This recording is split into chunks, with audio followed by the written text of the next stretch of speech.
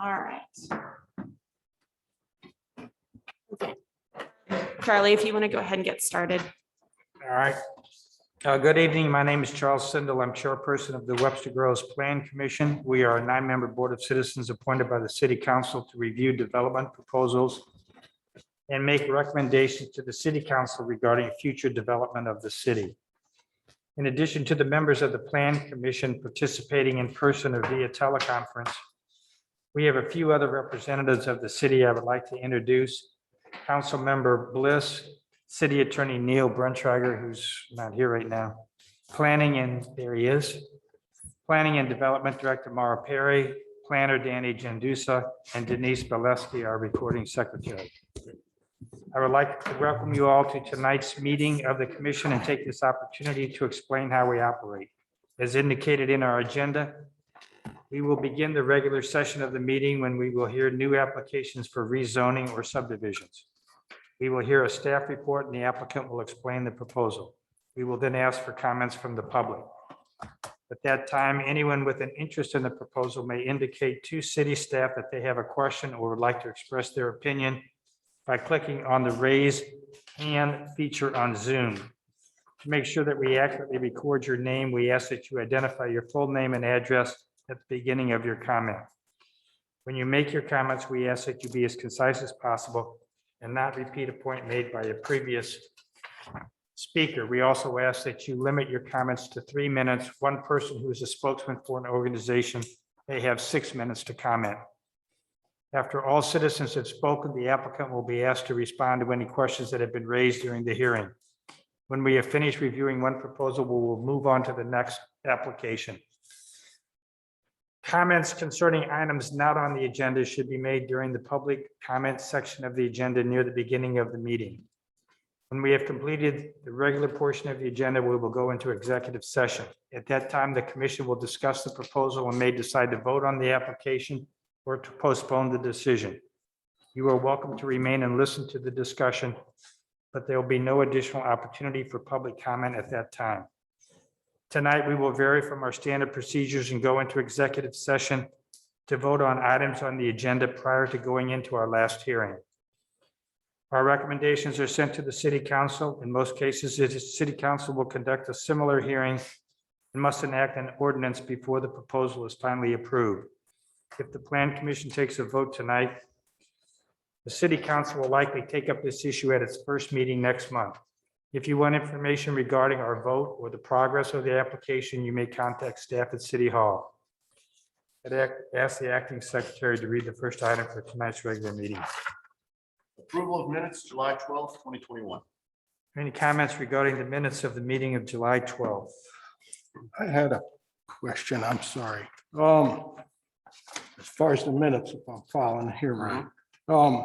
With regard to the play days, and it may be moot, I guess they don't come back, but on number 6, it talks about Perry suggested clarification be done with the Webster Groves Police for further comments on safety drop-off or pickup. That's written as a suggestion. I thought we were going to follow through with that. Sorry, I'm looking to see. Number 6. Groups. You're saying it's written as yes. I thought there was something that was going to happen, which I suppose this point may be moved.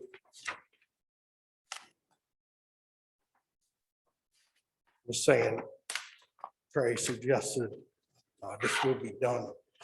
Well, it's listed as I suggested it, and then we put it as an item that we were taking care of. So I made the initial suggestion, and then we were moving forward with talking with the police department. So I should minutes include that this is being done. I'm not seeing that in there. I'm sorry. It says the applicant's solution for detention. It doesn't say anything about. Unclear to me.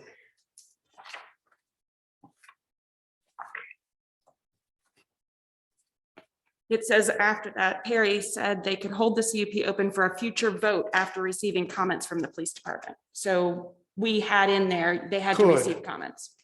Okay. Yes, and then you all voted to hold it, waiting for the police comments.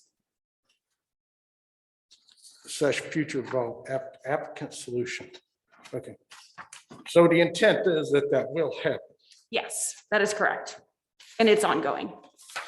And then if you go upward to the next page after, right in the middle, under 7, there's a particularly delicious misspelling there. There seems to be some misinformation. Okay, I so mean, we'll take she's the a young second lady, S out. Single lady. We'll fix that. That's all I had. I'll make a motion to approve. Subject to those Amendment. comments, is there a motion to approve the minutes? Make a motion to approve the minutes. Second. It's been moved and seconded to approve the minutes of the July 12th, 2021 meeting. All those in favor signify by saying aye. Is there anyone opposed? Next item. Item 3, public comment. This is an opportunity for members of the public to make comments on items that are not on the agenda. Is there anybody who would like to make a public comment at this time?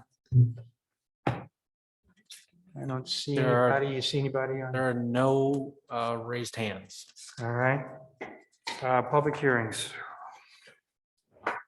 21 PC 06, Playdays, Marshall Avenue, 739 Marshall Avenue, application by Playdays LLC for a conditional use permit to allow a child daycare center use in the existing structure located on an 0.17 acre lot at 739 Marshall Avenue in the C Commercial District, held at applicant's request. No act. So do we need to vote to keep the public hearing open? You do not need to vote to keep the public hearing open. We are holding the public hearing open, and this is the notification that you are holding it open. Okay. Next item. Okay. 21 PC 07, SMR Auto Service, 8523 Watson Road. An application by Salah Gayar, I apologize if I mispronounced that, SMR Auto LLC for conditional use permit to allow an automotive repair and services facility on an 0.6 acre lot at 8523 Watson Road in the C Commercial District. And who's going to present this? I will be presenting the application. The subject property is located in the C Commercial District on Watson Road. To the north of the subject property, there's a church property located in the A4 7,500 square foot residence district, as well as several single-family homes. To the east, south, and west are other commercial uses on Watson Road in the C Commercial District and in other jurisdictions on the south side of Watson. Here we have photos of the existing conditions of the subject property. The top photo identifies the existing auto service bays that the applicant is looking to update and utilize for auto repairs. They would be using the 2 service bays on the right side of the building. Then we have a couple of views from Watson Road at the entrances.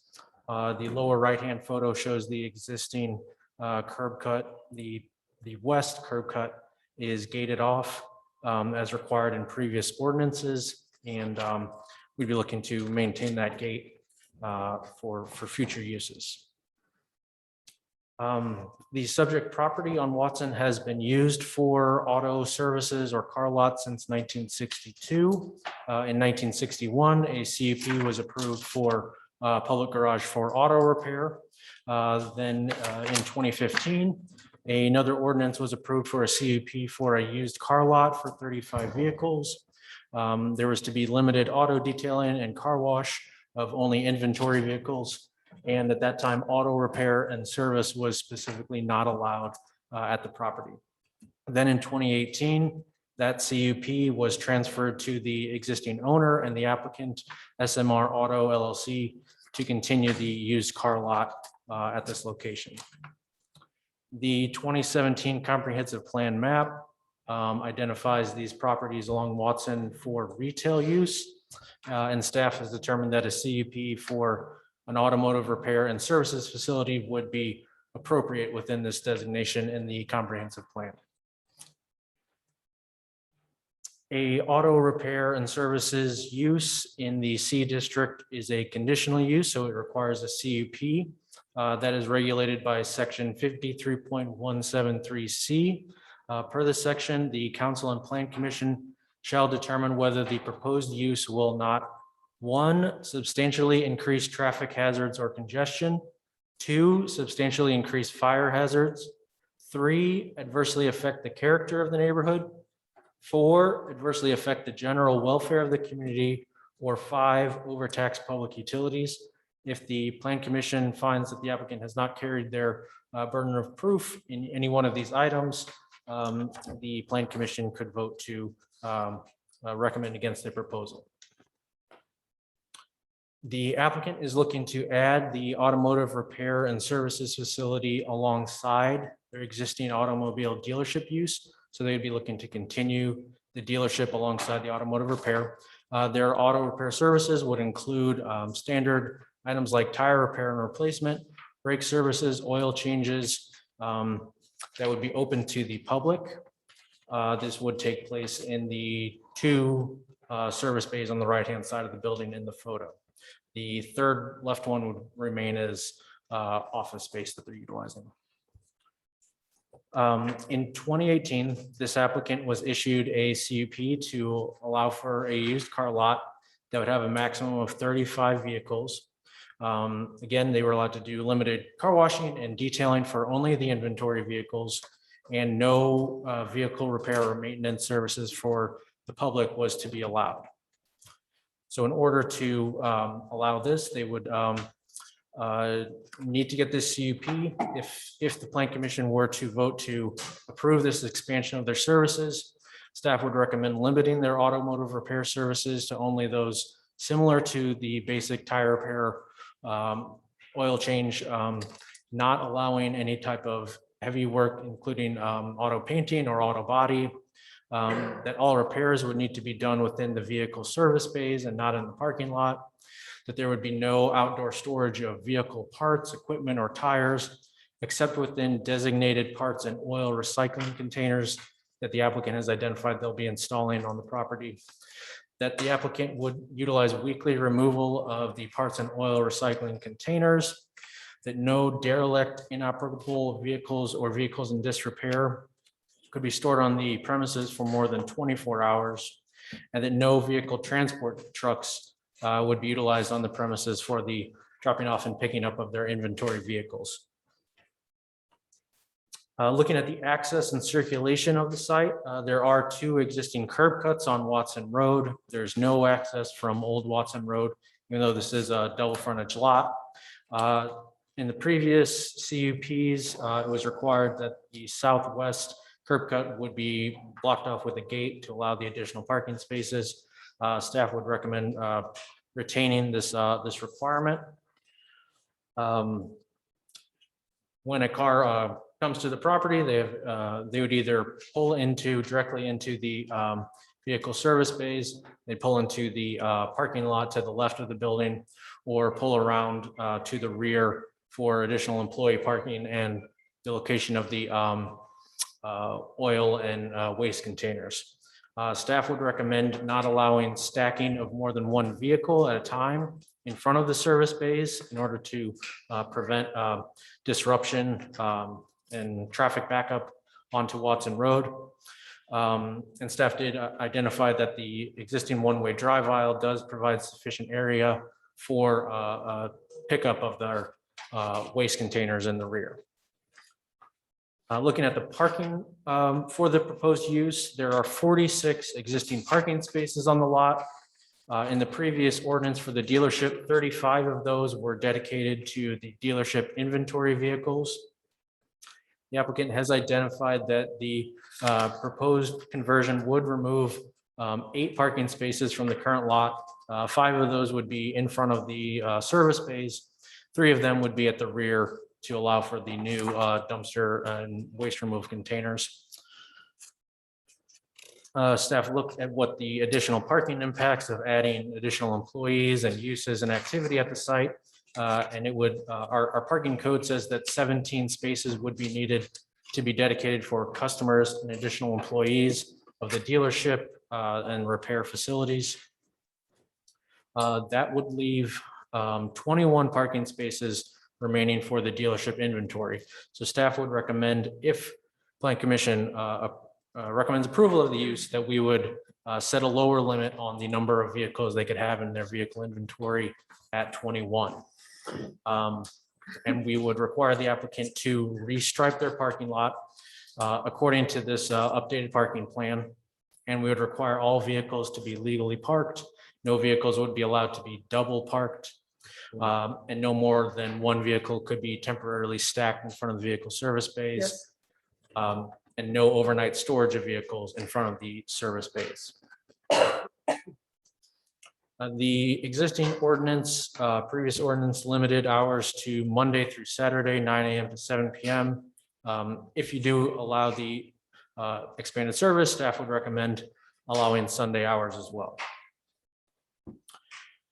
The applicant has stated that they will arrange for weekly removal of the parts and oil recycling containers. Staff would recommend requiring this within the ordinance, as well as reaffirming that no outdoor storage of parts or equipment would be allowed except within the designated containers enclosed by a minimum 6-foot tall privacy fence at the rear of the property.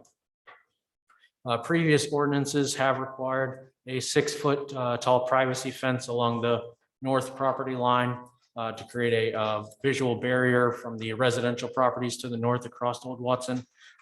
Staff would recommend requiring this to be continued and maintained along the north property line, as well as requiring the enclosures, the waste containers to be enclosed.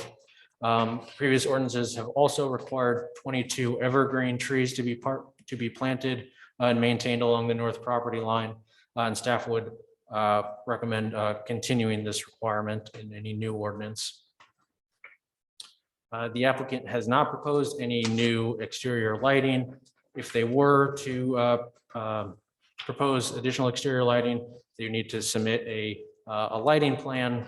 And the city code regulations would require that any lighting would have to be shielded away from residential properties. The staff is not recommending placing any additional restrictions on setbacks for the requested use beyond standard C commercial district setbacks. And finally, the applicant understands that he must continue to operate the auto dealership with an approved Missouri motor vehicle dealer's license, which they have. For getting into the specific language of staff's recommendations, are there any questions from the Plan Commission? Why no vehicle transport trucks? I think that was a requirement in their previous ordinance for the dealership to ensure that they wouldn't have those like sort of large tractor trailers dropping off and picking up vehicles at the property. I think it created a disruption to the nearby residential properties. And so in carrying this forward, we would just recommend limiting that as well. So if a person has a battery go dead and they need to get a tow to the facility, they can't do it? Well, I guess we could, I guess we could make it more specific, and it could be tied directly to the automotive dealership use. I see. Or perhaps managing the weight class of the transport vehicle, something like that. Sure. The report indicated that automotive repair and service was explicitly prohibited when we approved previously. Was there a reason for that, or just it wasn't being requested, so we indicated you can't do that at the time, just so that it was clear what had been approved? It was a combination of a couple different things. The previous CUP from the 1990s that was for auto repair had a number of issues that had caused concern for neighbors of them not adhering to the CUP, if I remember all the history correctly. And then when it came in, there was not a proposal to upgrade any of the facility to be able to handle what was needed in the building code for repairs and other taking care of the fluids and how everything would need to be upgraded in the building for that. So it was explicitly put in there because they didn't ask for it and they weren't upgrading the building to handle it per the building code. Okay. And I guess this is, probably more procedural, but just curiosity, the CUP was transferred to SMR. So we always talk about the CUP not running with the land. So just as a reminder, So you how does guys that- made a code amendment that allowed the transfers to happen from one to another if they were going to adhere to Do they- everything in Okay. there. So that it would not have to go through, it now only goes straight to council. Okay. So it doesn't go through the full. I think at that time it actually did go through Plan Commission 3 years One ago. might have. Okay, Yeah. I apologize. No, I think it went through Plan Commission and City Council 3 years ago. So, Anybody else here? I have I had the same question Charles did, pardon me, sorry. Same question Charles did about tow trucks versus vehicle transport trucks. And I had considered, I think what you talked about is multiple vehicles. So if you added the word multiple, no multiple vehicle transport trucks Sure, that might be a good versus. compromise or amendment. You said that you could amend the requirement to disallow transfers of multiple vehicles, mhm. Okay, transfer trucks for multiple vehicles. Right. Mara, is that because of the code or because of the site specificness of this property beforehand? Because I mean, looking at the aerial, you're shrinking parking spaces, you said. I mean, I wonder if it's just, part of it, if you're going to reconfigure spaces and lower them, part of it could just be getting in and around that site. But I don't know if that's tied to the actual code, like the actual. Christopher, we're having a Yeah. hard time hearing you. Can you get a little closer to your microphone and enunciate as best as you can? How about now? Is that louder? Better. Is that, Mara, is that because of the code when it comes to the size? Because I mentioned just the number of parking spaces, we're lowering them. If you look at the site from an aerial, is that just because of turn radius, or is that the restriction on truck because of the code? I think it is, not meeting turning radius for a large transport vehicle. Yeah, I mean, if you're shrinking the spaces, I thought that's what you said, Danny, you're gonna lower the space number on this. I mean, maybe there's a way to retrofit, the turn radiuses. There could be room. If you look at the aerial, I don't know what's going on in the whole east side of the site. There's a one-way lane, but there's a gap next to it. That's just a thought. It sounds to not be able to allow someone to drop off, your battery's dead, you got to tow it, right? I mean, pretty straightforward.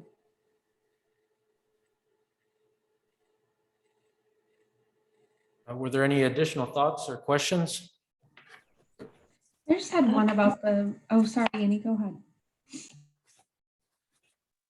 Go May.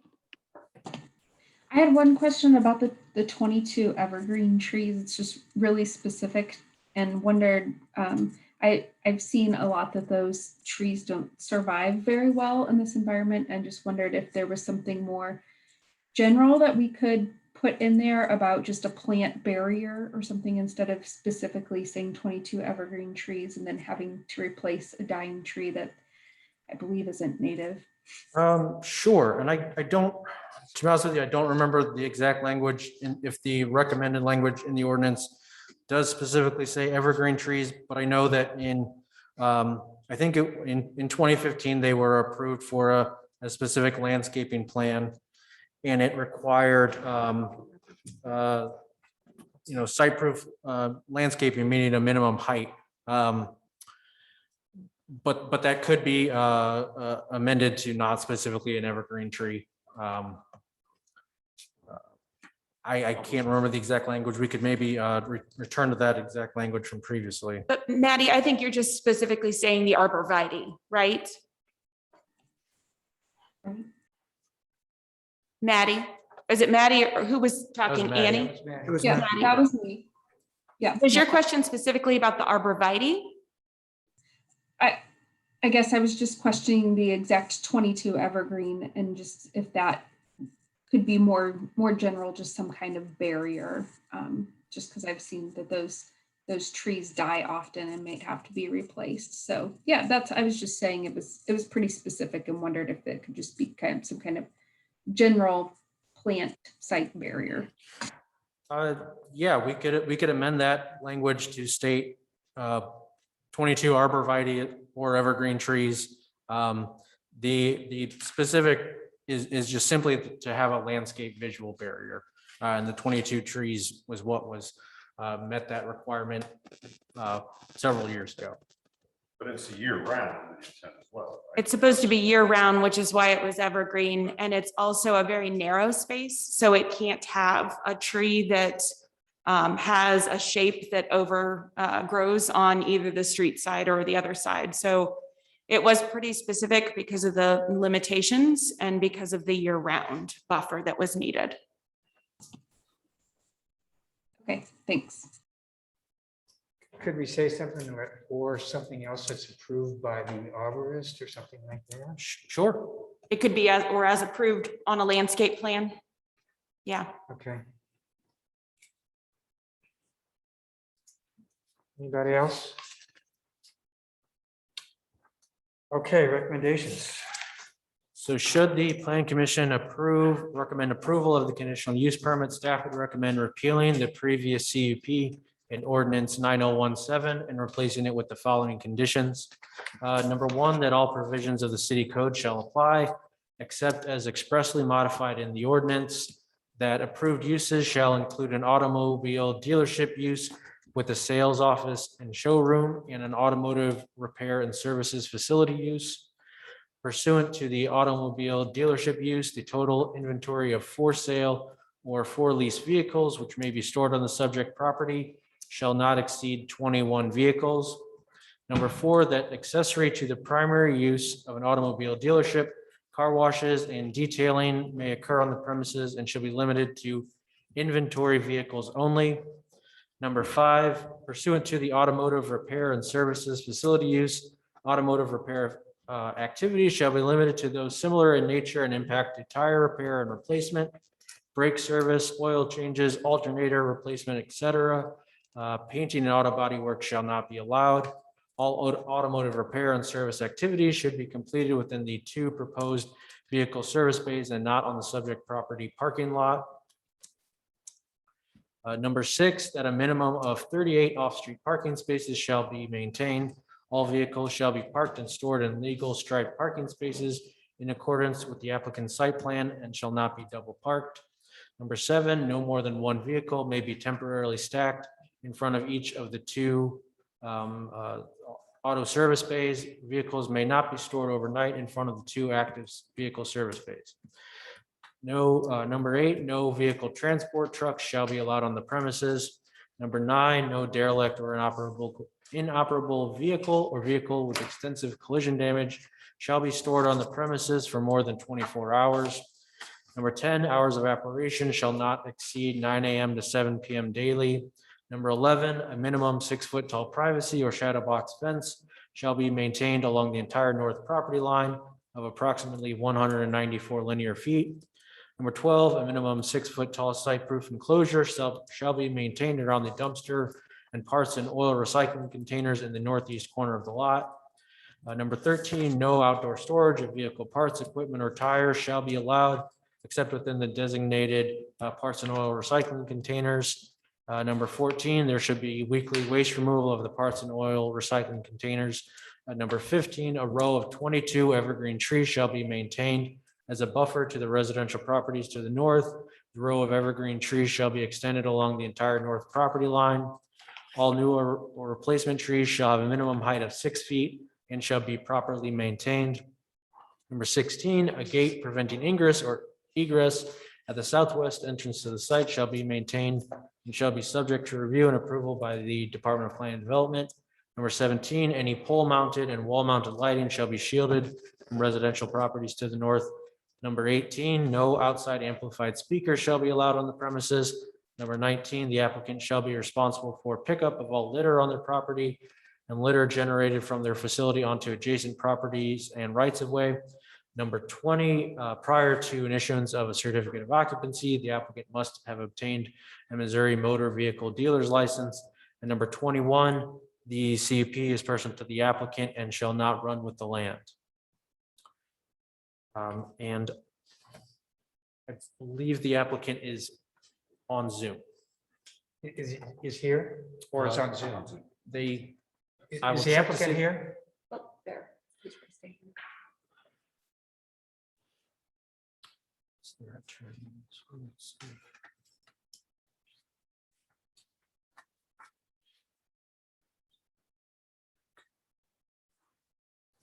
The applicant's representative has raised their hand. Brian, can you hear us? There we go. How about now? Okay. There it is. Finally, we got it. We're good. Not sure what happened there. We're here. Does the Plan Commission have any questions for the applicant or their attorney? Does the applicant have any objections to the recommendations of the city? They've shaken their head no. No, sir. No, sure. Brian, have you needed, sorry, I'm losing my voice. This is really hard. Have you needed to use a car transporter in the past or recently? No, so the business doesn't use vehicle transport. We tried to respond during the discussion on that. The occasional tow truck, which is, as Danny said, is a single vehicle application. So none of the big giant car haulers that you would see pulling a bunch of new cars to a dealership. That's not something that his business does. So, it was suggested, when somebody has a battery go dead or, a starter goes out, yeah, we would definitely do a tow truck to deliver that vehicle, but it wouldn't be any of these large haulers. And I think the reasoning behind something like that, why those are banned is, you see it on Lee May Ferry all the time, is those big vehicles haulers, they block so much traffic, and then they sit there and they cut in, they force an entire 2 lanes to stop. So we definitely see the reason why you'd never want one of those, especially on Watson Road, just sitting there parking in the center lane. So that's not something that would ever go on.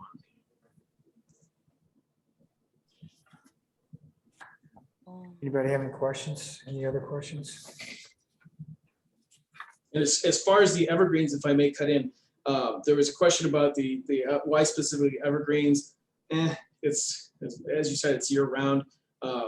Sal has on a couple of occasions already had to replace those. So the business is diligent in making sure that that barrier is there regardless of its ability to handle the environment, So we've kept up on the property and the landscaping and made sure it's that what is required to be there has been there.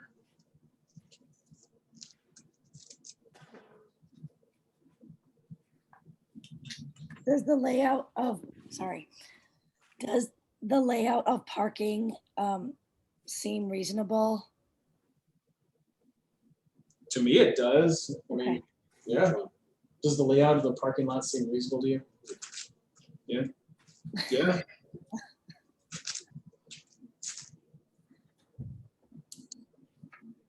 Yeah. And with the requirement of losing, I believe it's 15 spots to the sales inventory, it should definitely be adequate for what's going on. Was that, you don't have any objections to that requirement? No. We've read over all the different requirements that would have to come down before the CUP would be granted, and Sal doesn't have any issues here.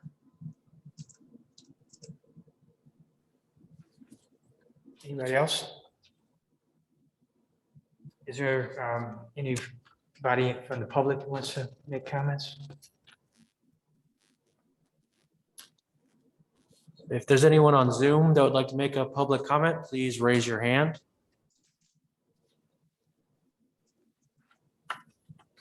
I see none. All right. I guess we make a motion to close the public hearing and move into executive session on this item. So moved. Been moved and seconded to close the public hearing on 21 PC 07 and move into executive session. All those in favor signify by saying aye. Aye. Is anybody opposed? Okay, I did not hear very well his comments. Was he saying he didn't care about the vehicle transport of the trees? No, he said that he was fine, that they do not use, the only thing they use is a tow truck. So my recommendation would be to clarify. Right now, we have no vehicle transport trucks shall be allowed on the premises. You could add to that, not including a basic one vehicle tow truck or something like that. You could include that to just make sure it's very clear in the future. But if they just brought a basic tow truck in with a single vehicle, we're trying to keep the larger flatbed, major transport with multiple cars from blocking traffic on Watson. So you could add that to clarify. And that's item number 8. Right. And then item number 15, if you wanted to make it clearer, we could do landscape buffer as approved on a landscape plan, showing a buffer to the residential properties to the north. The buffer shall be extended and then continue. So we could change it to not specifically say evergreens, but a buffer as approved. Could be your option. Okay. Let's see here. Let's go through these factors. Anybody believe that this would substantially increase traffic hazards or congestion?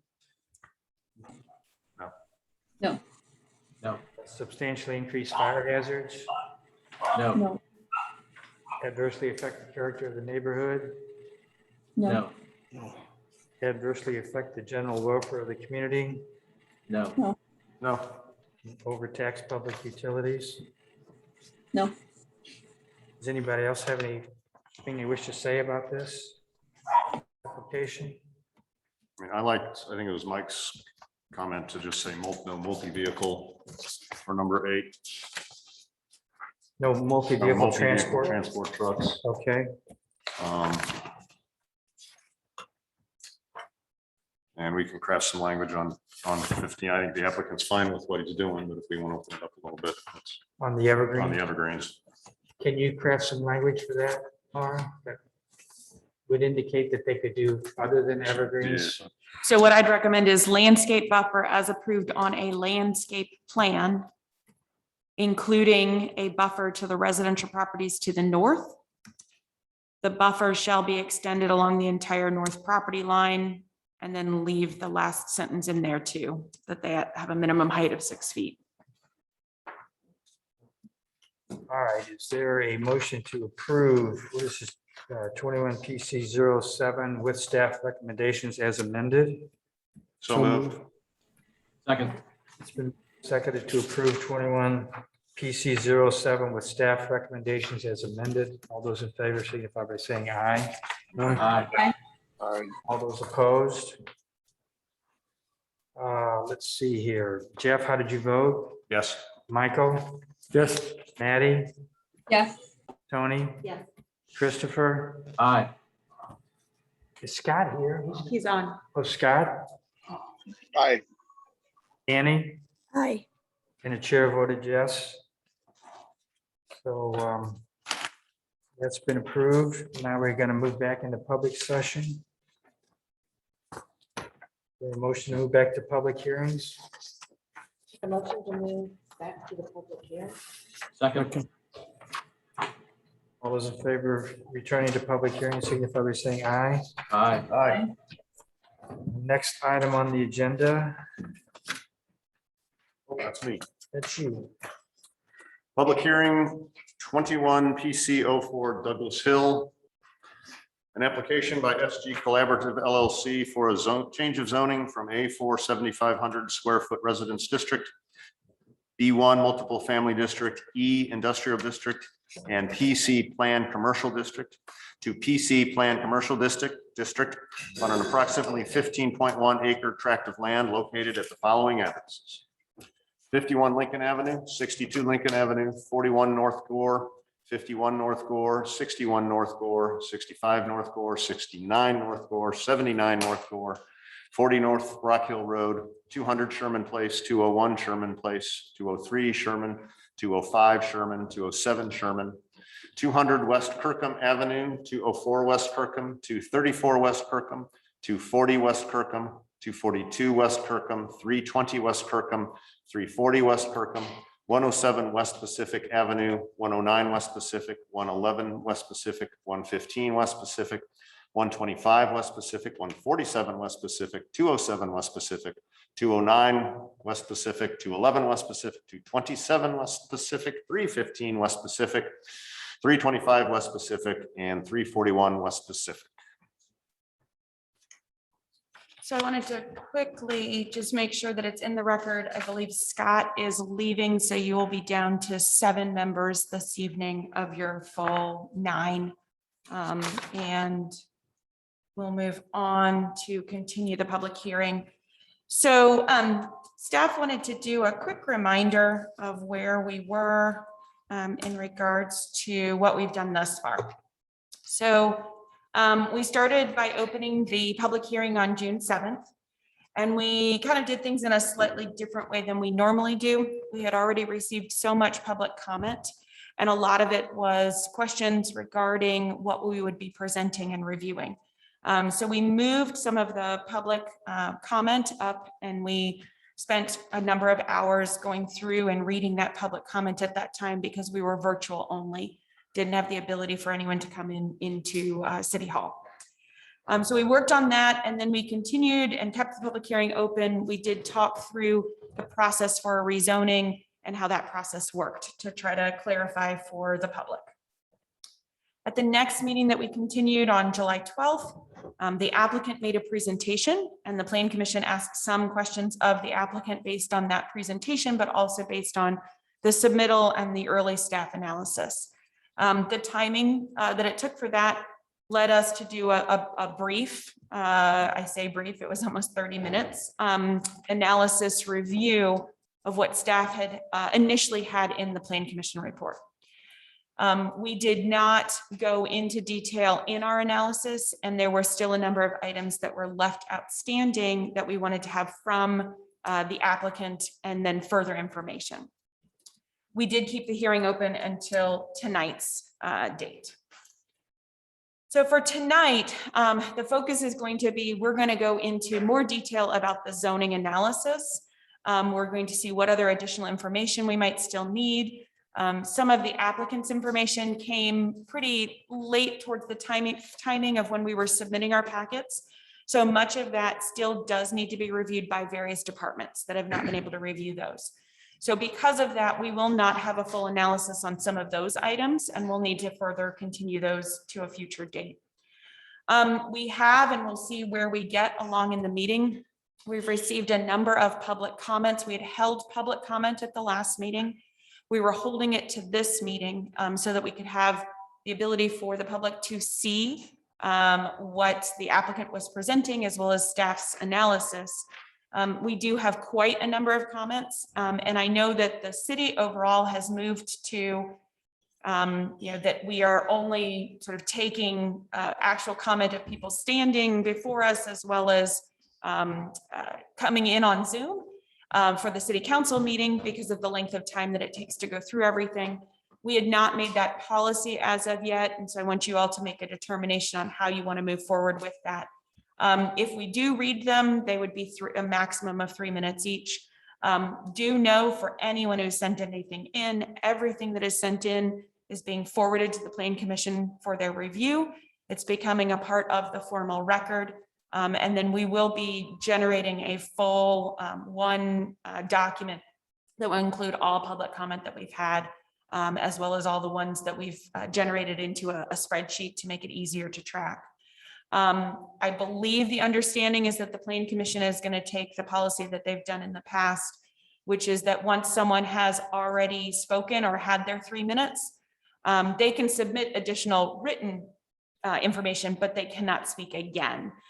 So you will see that, like in the last week or so, we have received comments again from people who've already spoken. So their comments will be forwarded to you directly and be a part of the formal record. So I'm going to continue with this meeting by giving a quick summary, because I think there's some confusion about the difference between when we approve CUPs, which we approve a lot of CUPs, when we approve a CUP versus when we make an approval of a rezoning or a text amendment, the rezonings and text amendments are legislative decisions, and they can include updating our comp plan. They can include making ordinance amendments, rezonings, and zoning code amendments. They're a legislative decision and they apply on to a larger, more global scale, whether it's a larger piece of property where it's rezoning the property to another zoning category, or whether it's a text amendment that applies to the community as a whole. When we do our CUPs or our site plan approval, those are administrative decisions. And there's a very different process for that because those administrative decisions have a very set specific piece of, in the CUP's case, the 5 factors. In a site development plan approval, we're looking back at the zoning ordinance or the site specific ordinance for the specific regulations. So I wanted to make that clear. There's been a lot of confusion with the word variance being thrown out, that when we rezone, that we are giving variances to something, and that is not the case. When we rezone a property, if we rezone it to a specific, like an A4 zoning district, that follows everything that's in the A4. In the case of a planned commercial zoning, when we're rezoning to planned commercial, the applicant or whoever is coming forward with this planned district is asking for a set of regulations, and you are reviewing it to see how that maybe fits within the comprehensive plan or within the community and the area where it's being requested. So it is not that they are getting variances to items, variances to regulations. They are asking for a set of regulations to adhere to that particular piece of property. So I wanted to start with that before we got into the analysis. So the first thing that we're going to review is the comprehensive plan. The comprehensive plan is reviewed to determine if what is being requested is in compliance with what is shown on the comprehensive plan. So the overall general objective is, in our comprehensive plan, has the language that says it's for the development and maintenance of a residential community. In areas of our comprehensive plan, as it moved forward into the development foundation plan, it was identifying areas where development could continue with mixed use, with multiple family residential. In 2006, our development foundation plan focused on key nodes and commercial areas and left the rest of the plan for the single family residential as it had been in the original comprehensive plan, or the last one that was approved. When we look to review this, we looked specifically to identify what areas that were being requested are being requested to be mixed use essentially, and then what areas are being requested in the overall plan if it matches what the comprehensive plan identifies. The comprehensive plan did identify that the primary area to the south is intended to be mixed use. The area to the north, which is part of the area in the floodplain immediately along Kirkham, was for residential as well as for the institution of the church. In staff's review, this preliminary development plan, which is showing single family attached townhouses to that northern corner, shows the church remaining in its current location, and then shows an overall mixed use of multifamily, commercial, office uses would be in compliance with the comprehensive plan map. We then get further into our zoning analysis, and we try to get into very specific analysis of these key elements to determine what, if this is moving forward, and should this move forward, it will need a site-specific ordinance that governs what can be done on the property.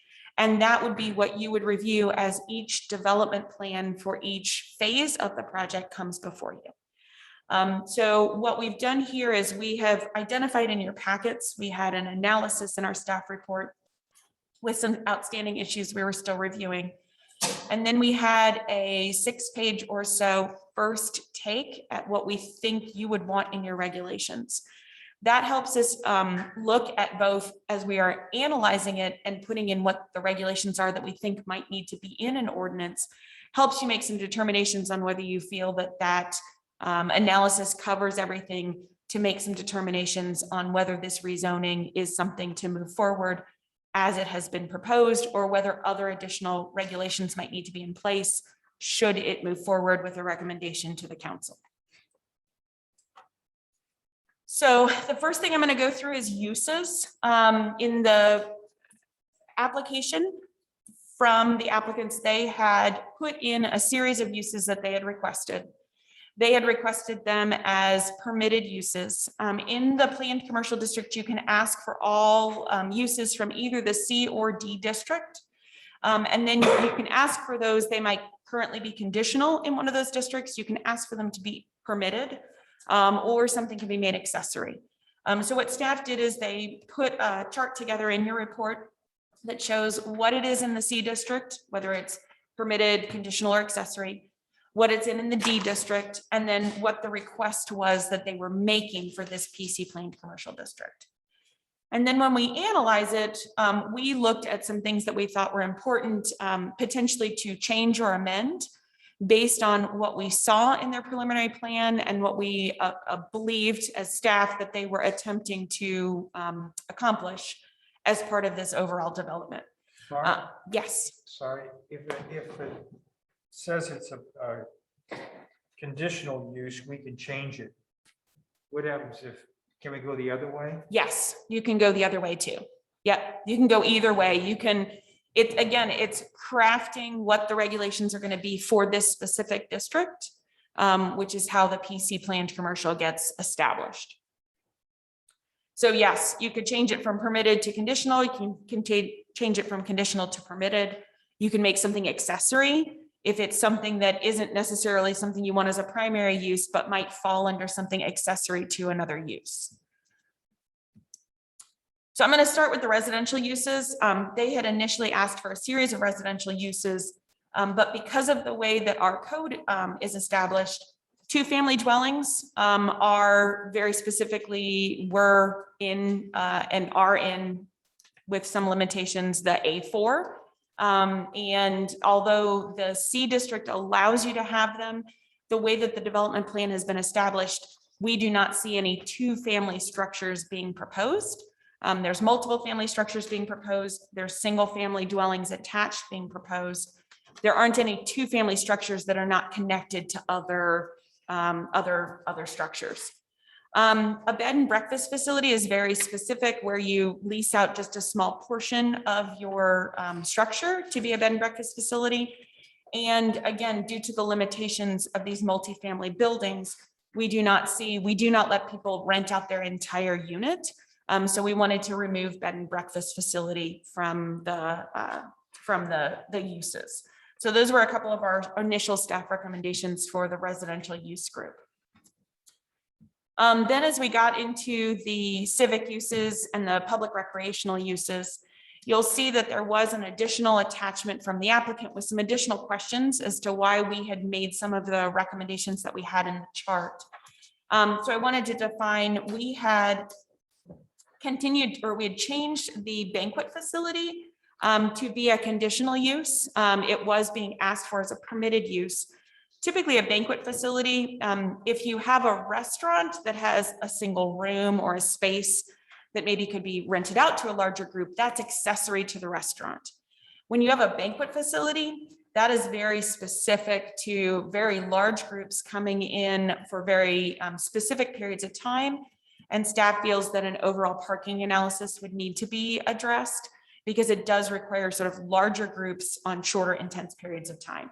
So we would keep that as a C conditional, but just with the clarification that a restaurant can still have larger groups renting out parts of the restaurant and other things like that. That happens in many uses, and those are already accessory to a restaurant use.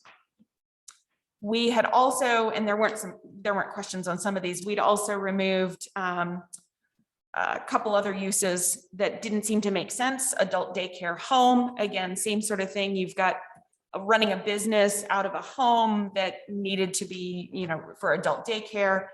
Child daycare home, it's pretty difficult to run a formal child daycare home out of a multifamily building because of the outdoor space needs. You can still have a certain small number of children that are not your own children through just a standard home occupation, that wouldn't be a full child daycare home. So there would still be the ability that someone could take care of a couple children, not under their own family. And this would not prohibit that, but full child daycare home would remove the larger number of up to 10 children. There was a question about gymnasium. We had put the gymnasium as an accessory use. The definition of gymnasium is a building or room. It talks about how it's designed for the exercise or physical education, but it's accessory to a primary permitted use. So this would cover if an office building or a multi-family building is going to have some sort of services or a gym that is specific to them being able to use it within their building, that would still be allowed. What it would keep out is that it wouldn't allow, which is something further, that it wouldn't be covered under like a full-blown gym like you would see. We have a different definition for things where you would rent out for CYC having basketball leagues and other things like that. So this would just keep it as accessory, would still be allowed within the building as accessory and used by the the renters or owners of the various buildings, and could be used in both an office capacity or in a residential capacity. We did leave places of worship listed as conditional. That would allow the church, which is already under a conditional use permit, to continue to operate as they have without needing any other steps or process. They would stay under their CUP. And then should another church or religious facility want to come into the space, most of those also, because of the gathering time frame of large groups gathering at one period of time, we would want a parking analysis like we normally do for a religious places of worship. We had removed post office mainly because it's a public department for mail services, a full-blown sort of post office of a government facility. If one of the commercial mailing facilities, which would be under just a general service or retail facility, which is already allowed, if they did have some sort of post office accessory to that, it would be allowed through that. We just don't see the Postal Service creating a whole new post office within this area. So we're just trying to keep the uses to things that we think would be coming naturally within the district. We have removed drive-through uses, mainly because the definition of drive-through is sales directly to occupants of motor vehicles. That usually requires a full-blown queuing study. In everything that we've seen and reviewed, the intent of this area is to be walkable for the density for some of the things that are there, and that having to have both the queuing, it would also have an impact on the overall traffic numbers, because if you have that type of drive up facility, it does require a lot more, I would believe, traffic analysis to this. This would not prohibit a walk-up window, so there'd still be the ability that someone could have different pickup windows and other things that would be more for someone either parking and walking up, but the idea that a drive-through itself would cause a lot of issues with the overall layout and the parking and the traffic for the use. I don't understand what's meant by pickup windows. I mean, if I go to McDonald's, I go to the pickup window. So what I'm saying is there are ones. Hey, Mara, before you answer that, it was really hard to hear the question. Charlie was asking what the difference was. He was saying when I drive up to McDonald's, it's a pickup window. And I understand that that's a pickup window for sales directly to you're in your motor vehicle. I know sometimes people do randomly walk up to those through drive-throughs, but there are, so for example, Gorilla Street Food in Old Orchard. They have a pickup window. You can literally walk up if you've placed your order ahead of time, or walk up, place your order, and then just pick it up, and you're walking up to get it. So that would not be prohibited. And there might be a confusion with the word drive-through, because drive-through versus a pickup window, but there are opportunities that you could have something, which I know in a lot of our post-COVID ideas is there's a lot of places where they're providing a table where you can pick up food or a window that you can pick things up. We would continue to allow any type of walk-up pickup window, but ones that are designated for motor vehicles require a lot more when it comes to the infrastructure and the queuing study and the traffic.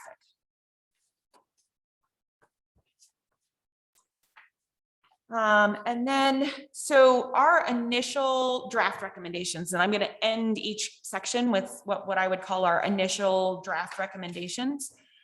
We put together a use chart that integrated all of those items that we had just talked about before of what we think are the permitted conditional and accessory uses. Before I move on to the next section, any other questions about use?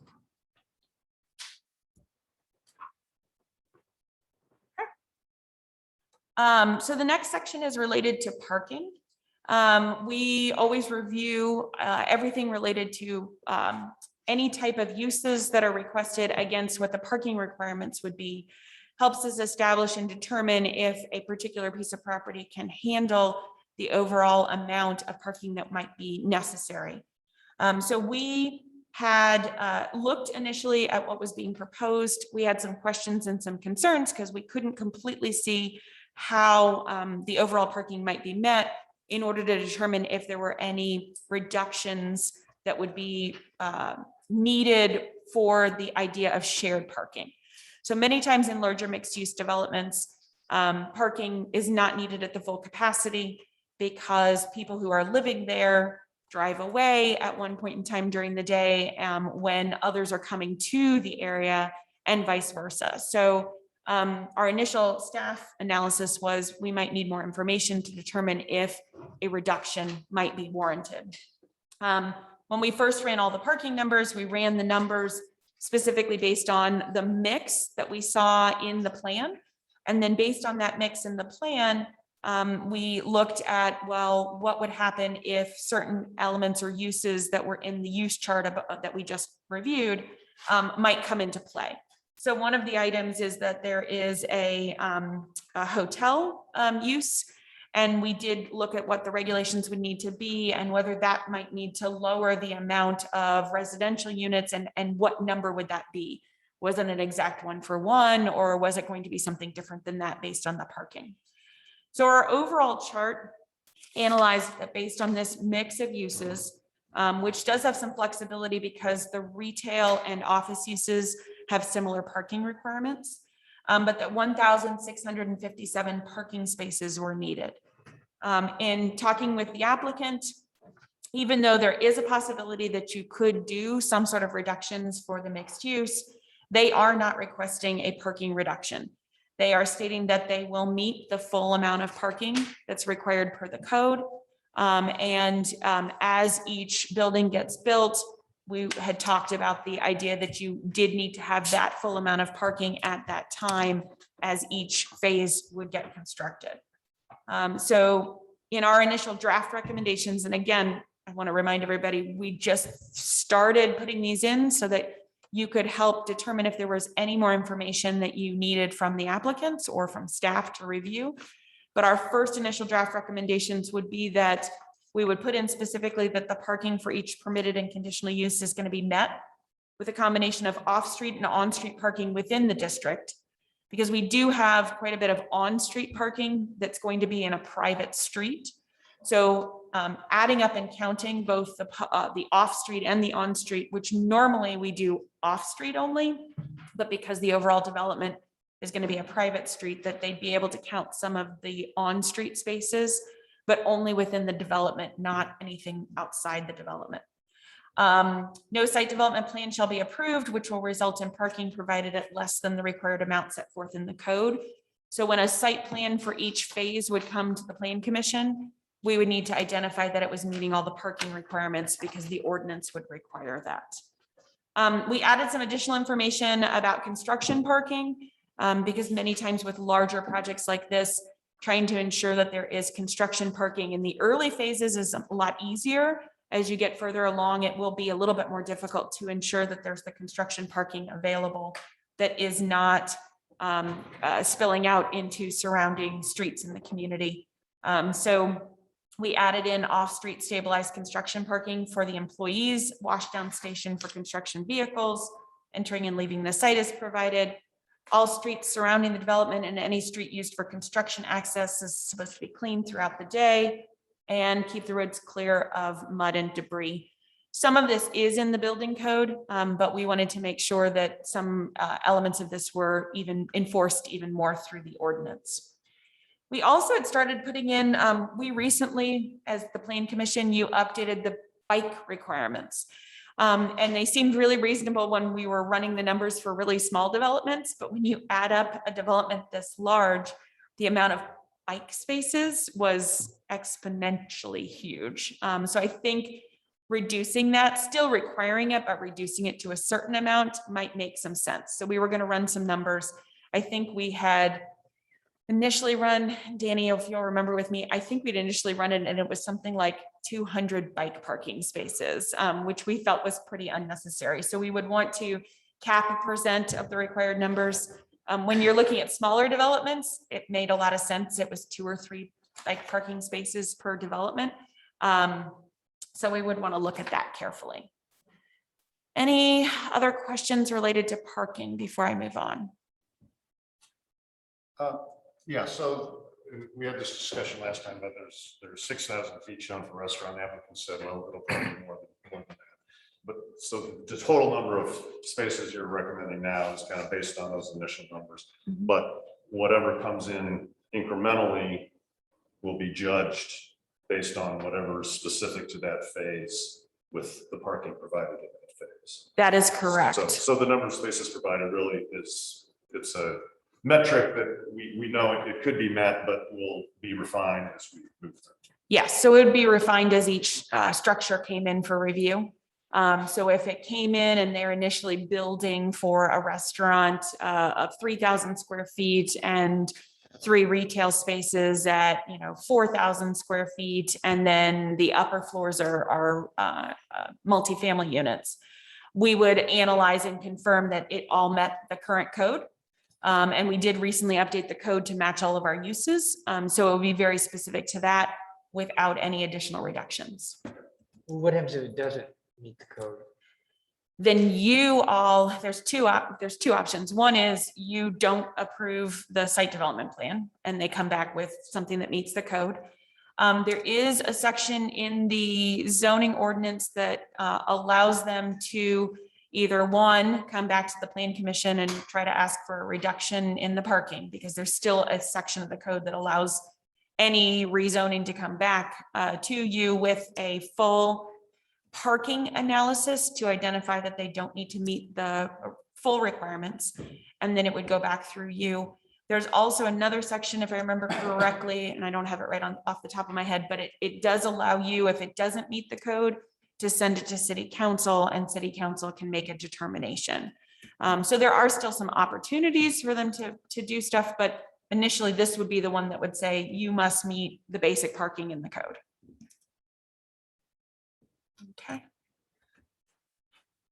So access, circulation, and traffic, we did receive some additional information, and because of the timing of when it came in, it has not been able to be reviewed fully by the rest of the staff. So I want to say that this section is pretty preliminary. We did go ahead and start writing some regulations, but we do still need to do a thorough review of the additional information that was provided as we are continuing to look at the COVID numbers of traffic counts and how they relate to what St. Louis County has been looking at. That it's kind of all over the board of as they've been trying to compare certain areas that have traffic counts when our numbers are down because people were at home, and then what that implication is in terms of making your analysis. So we are going to continue to review that. We are also continuing to review some of the access in and out of the facility with some of the additional information that we've been provided. But we did put in a couple key initial recommendations, because I think it's important to at least get some of those out there. Because a number of these items would be how the Public Works Department would review any plans that came in. So locations of streets, alleys, and service roads are determined on the final development plan to meet all of the City of Webster Grove's access management standards. Our initial questions, we had some questions about the distances between either exits from the parking garage or the main street, and where different driveways might come into play, to make sure that there aren't problems with turning movements in and out of those. So they would have to meet all City of Webster Grove's access management standards. We also had all curb cuts and driveway approaches on any of the various roads that are all city roads would have to meet city standards and meet ADA requirements. That would include if new sidewalks are being put in, or connections are being made into the development. Any improvements within the city right of way shall be required to meet entrance geometrics and drainage design per the Department of Public Works.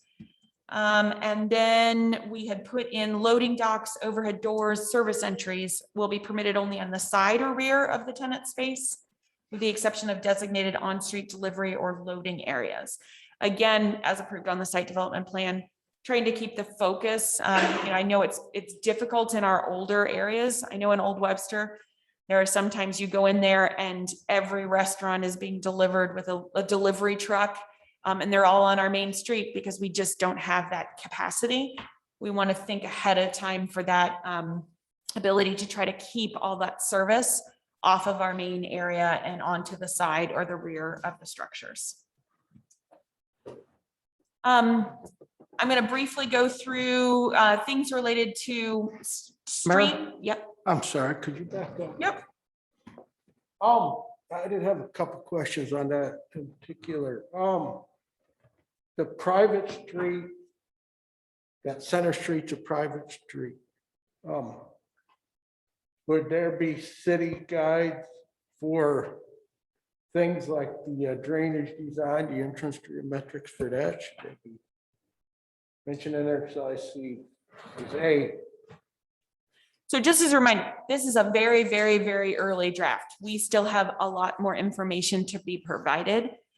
So at this point in time, we're still analyzing if it's a private street, but if they at any point in the future do want to make it a public street, everything would have to go to our current standards. So we need to verify and confirm what those standards would be. Because if they do not build it to city standards now, we will not accept it at any point in time as a city street. Now, there's also it's not a complication, but it's just something different. The proposal is to put stormwater area and detention area underneath the street. And right now our codes don't allow some of the detention to be underneath. There's also a few things that we have in terms of if we use pervious pavers, usually we use them not on the street itself, but we use it only on parking areas. So there's quite a few more things that we need to have from the Public Works Department. And then there will still potentially be some additional feedback, obviously from MSD, especially if the main street ends up having, there's shown on the preliminary development plan an easement area to be able to do the storage underneath that street. My other question about the traffic study mentioned there are 2-3 places, I forget which street, where the signals were warranted. Mhm. And I didn't see that covered in your analysis. I'm still unclear. The signals were warranted and the traffic study showed it's going to make a couple of those intersections a bit worse. So again, About double some of the delays. Is the developer going to have to? We're still reviewing that. So we do not have that in our report as of yet because we are still reviewing it. Yeah, So So- that's still to be addressed. yes, it is definitely still to be addressed.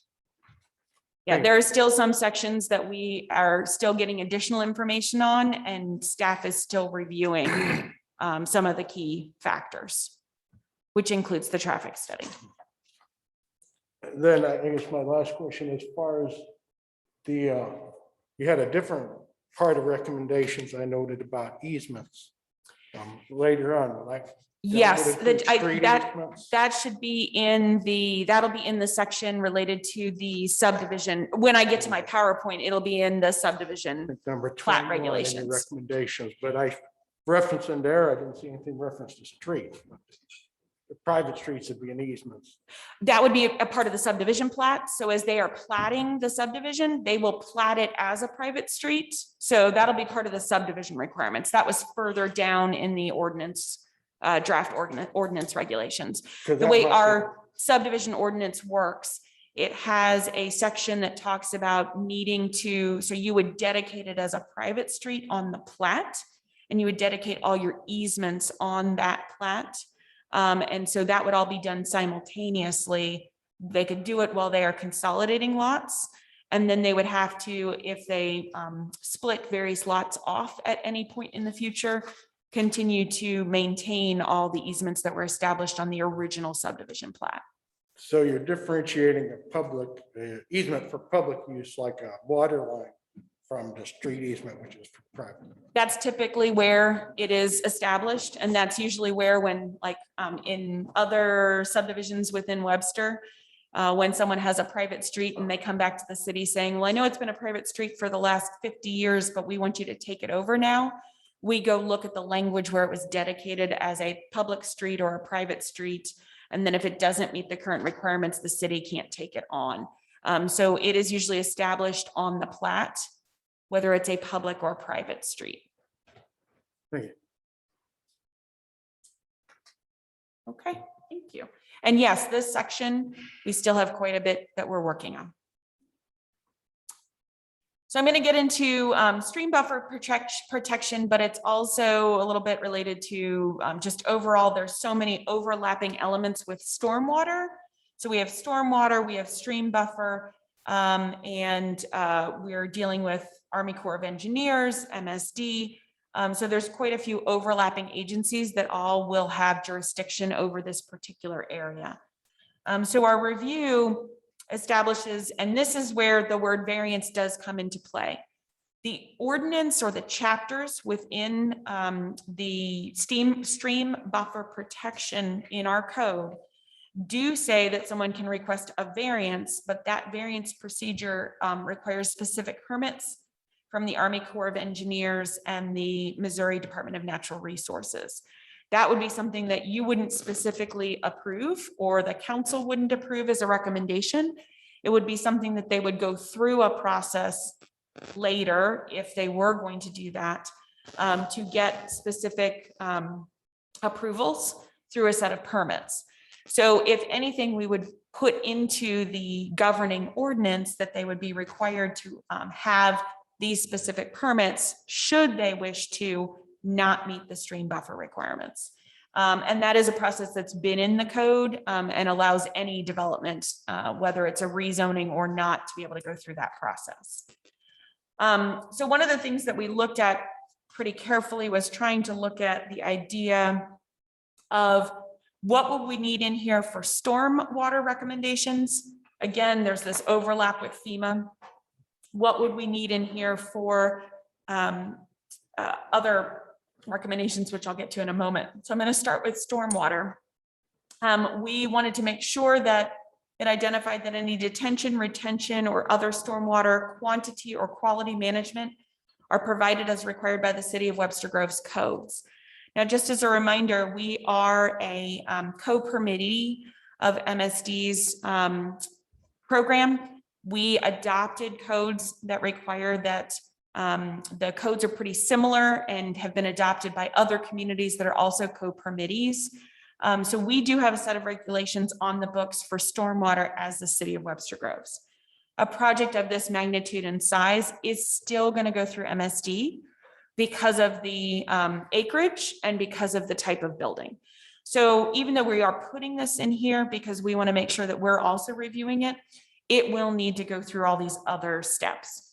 So the next item that we had as a draft recommendation is permit for stormwater plans shall also be obtained from the Metropolitan Sewer District with additional permits from FEMA, the Army Corps of Engineers, and the Department of Natural Resources as applicable based on the location of stormwater improvements.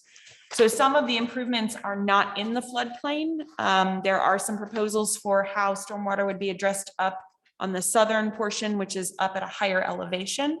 Some of those might not need to go through some of the other steps that something would be that's down in the northern portion of the site that goes through the FEMA floodway and floodplain.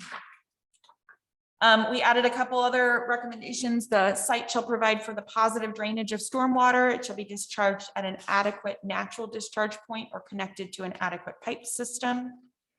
We also added all drainage detention storage facilities shall be placed a minimum of 10 feet from any City of Webster Groves right of way. So there aren't any points of discharge that would discharge onto streets. This would identify the difference between the City of Webster Groves right of way versus if it was a private street, they'd have that flexibility to be able to use that based on their easements. The Public Works Department had identified that they did need to replace or line the culvert under North Core at West Kirkham Avenue. So those were our initial stormwater recommendations. And then just as a reminder, again, all of our codes still apply. So all of our stormwater requirements, our land disturbance requirements, and then any codes that MSD would require or the Army Corps or DNR. We then looked at some initial recommendations for floodplain. Again, we have a chapter of floodplain requirements. We are required to meet FEMA's requirements. So we had started identifying that a floodplain study will be required with approvals from FEMA if there are going to be any improvements within the floodplain. So any things that would be proposed, whether it is rebuilding the creek area, whether it is building a natural detention pond area, whether it's building within the area, there will need to be a series of approvals. Just as a reminder, and in case anyone wants to kind of look at another ongoing project that's had to do something similar to this, Brentwood Bound and the creek area all along the edge of our boundary between Brentwood and the City of Webster Groves is undergoing a pretty extensive project where they're taking the creek area, they're rebuilding an area of it, they're creating some detention stormwater areas, and they've gone through a process with their floodplain study, which led to a conditional letter of map revision to revise the FEMA map that will eventually need a letter of map revision. So at the very bottom, you'll see in yellow, we're not sure what language we might need, but that might be language that we would need to insert on what the process would be for the CLOMAR and when we would want it and when the LOMAR would be needed and how far along could you get with certain elements before needing those to move forward. We also added in here the development shall obtain a 404 permit and a 401 water quality certification if it is not going to meet the stream buffer requirements within the floodplain. Those would also be needed for anything that's going to like bridges that go over. There are some exceptions in the ordinance for stream buffer where you can traverse over something and you have some limitations where you can traverse over it. But if overall you're not meeting the stream buffer regulations, these permits would be required. We also added the development of any new structures or the improvement of any existing structures shall obtain any applicable floodplain development permits or no rise certificates per chapter 80 of the City of Webster Groves or FEMA requirements. These are required whenever anything is done. It helps keep our certifications at a level so that our residents can qualify for flood insurance. So we need to make sure and ensure that we stay up to all the codes when it comes to floodplain and development within the floodplain. Mara? Yep. I'm sorry. No, you're fine. You mentioned a little bit on the CLOMAR versus the LOMAR. Mhm. I was having heartburn with the word or.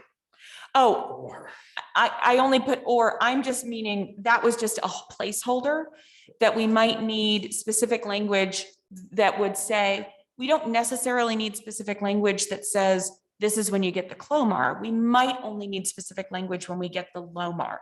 I put or because we might want to put two timeline deadlines that you have to have a CLOMAR before certain things happen and then a LOMAR before something else happens. But I was putting or because I'm not exactly sure what we would want to put in there. We might just go with you need the timing for the LOMAR. Or you could just start with the CLOMAR and have a timing for it, because then you will eventually have, you'll be at the mercy of FEMA of what the timing is for the LOMAR. So that's why I had put or. I'm not meaning they have to get both. No matter what, they have to get both. But trying to figure out that timing, we might put it in as one with a timing of when it would need to come into play for things to continue to move forward versus the other. Right. Yeah, I mean, I do think you want to hold them to the loan. Just make sure they're not able to stop at the coma. No. They wouldn't be able to stop at the Clomar, but sometimes it's harder to pin down when the LOMAR is going to be obtained. So like with Brentwood Bound right now, they don't have a definitive time frame, even when they're going to finish, when FEMA is going to get back with them on the final LOMAR. But they had to have the Clomar to start construction.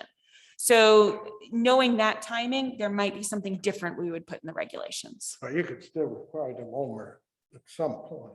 Yes, you could definitely, but I'm trying to think of regulations of a timing. The LOMAR is still required in other codes. So again, trying to remember that there's still all these other codes that all apply. These are just something special that might be above and beyond what you would normally find in the codes. Right. I just wanted to, they're different. Yes, And they're not replaceable. correct. The finished process. Yes, Stop at the coma. most definitely. And I do appreciate the way you presented it. I had a little exception with the staff report in here with the use of the word override as far as the stream ordinance. You're granting a variance if they do 41404. It's not as if MSD is overriding your ordinance. You're Yeah. granting, the city's granting the variance. It's a little different than the way this is worded. Okay. So I appreciate that. Yep. Even though I do think that's not necessarily the intent of the way the model ordinance was written. This wasn't the kind of thing that exception, I think, was originally included in the model ordinance. It's more for maintaining infrastructure. That Yeah. sort of- It's been a while since I saw the original model ordinance and it's been in place for so long. So yes. Legally, it says what it says. I do think that was the intent. That's, to me, unfortunate, but it's what it is. Any other comments? Floodplain, stormwater? Don't see any others. Okay, I'm gonna keep going. Tree preservation and landscaping. We went a little bit more into this one during the last Plan Commission meeting. There were a lot of specific regulation from the Parks Department about some tree and landscape, and it was pretty detailed. Staff in the last presentation did put a large number of those items in. And the applicants were able to look at some of those items, and then our staff were able to also talk with the Parks Department staff about what really needed to be required, because a lot of their recommendations are things that were already in the ordinance. They were just calling them out. So just to be very clear, the tree and landscape ordinance is in place and an enforcement within the city. It has a set amount of landscaping based on building footprints facing streets, sidewalks, parking areas. There are minimum landscape buffer requirements. There are certain numbers of minimum landscape islands for parking areas. There's screening required around trash enclosures. And then there's very specific approved landscape types and species. Most of this gets reviewed when we get to a site development plan, when we're reviewing the landscape plan with those site development plans. And all of those things would still adhere. But what we wanted to do is look at some of the things that have additional recommendations that would be above and beyond or different than what's in the tree and landscape ordinance. Our arborist has looked at the initial tree preservation, looked at the tree types and the conditions of the trees.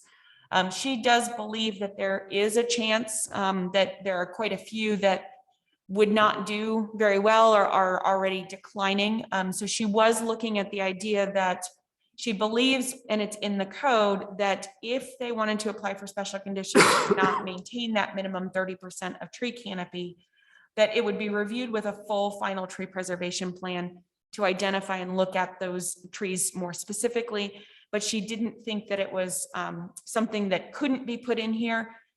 She was reviewing it and saying that she did feel that there were quite a few elements or trees that were not of a quality to remain.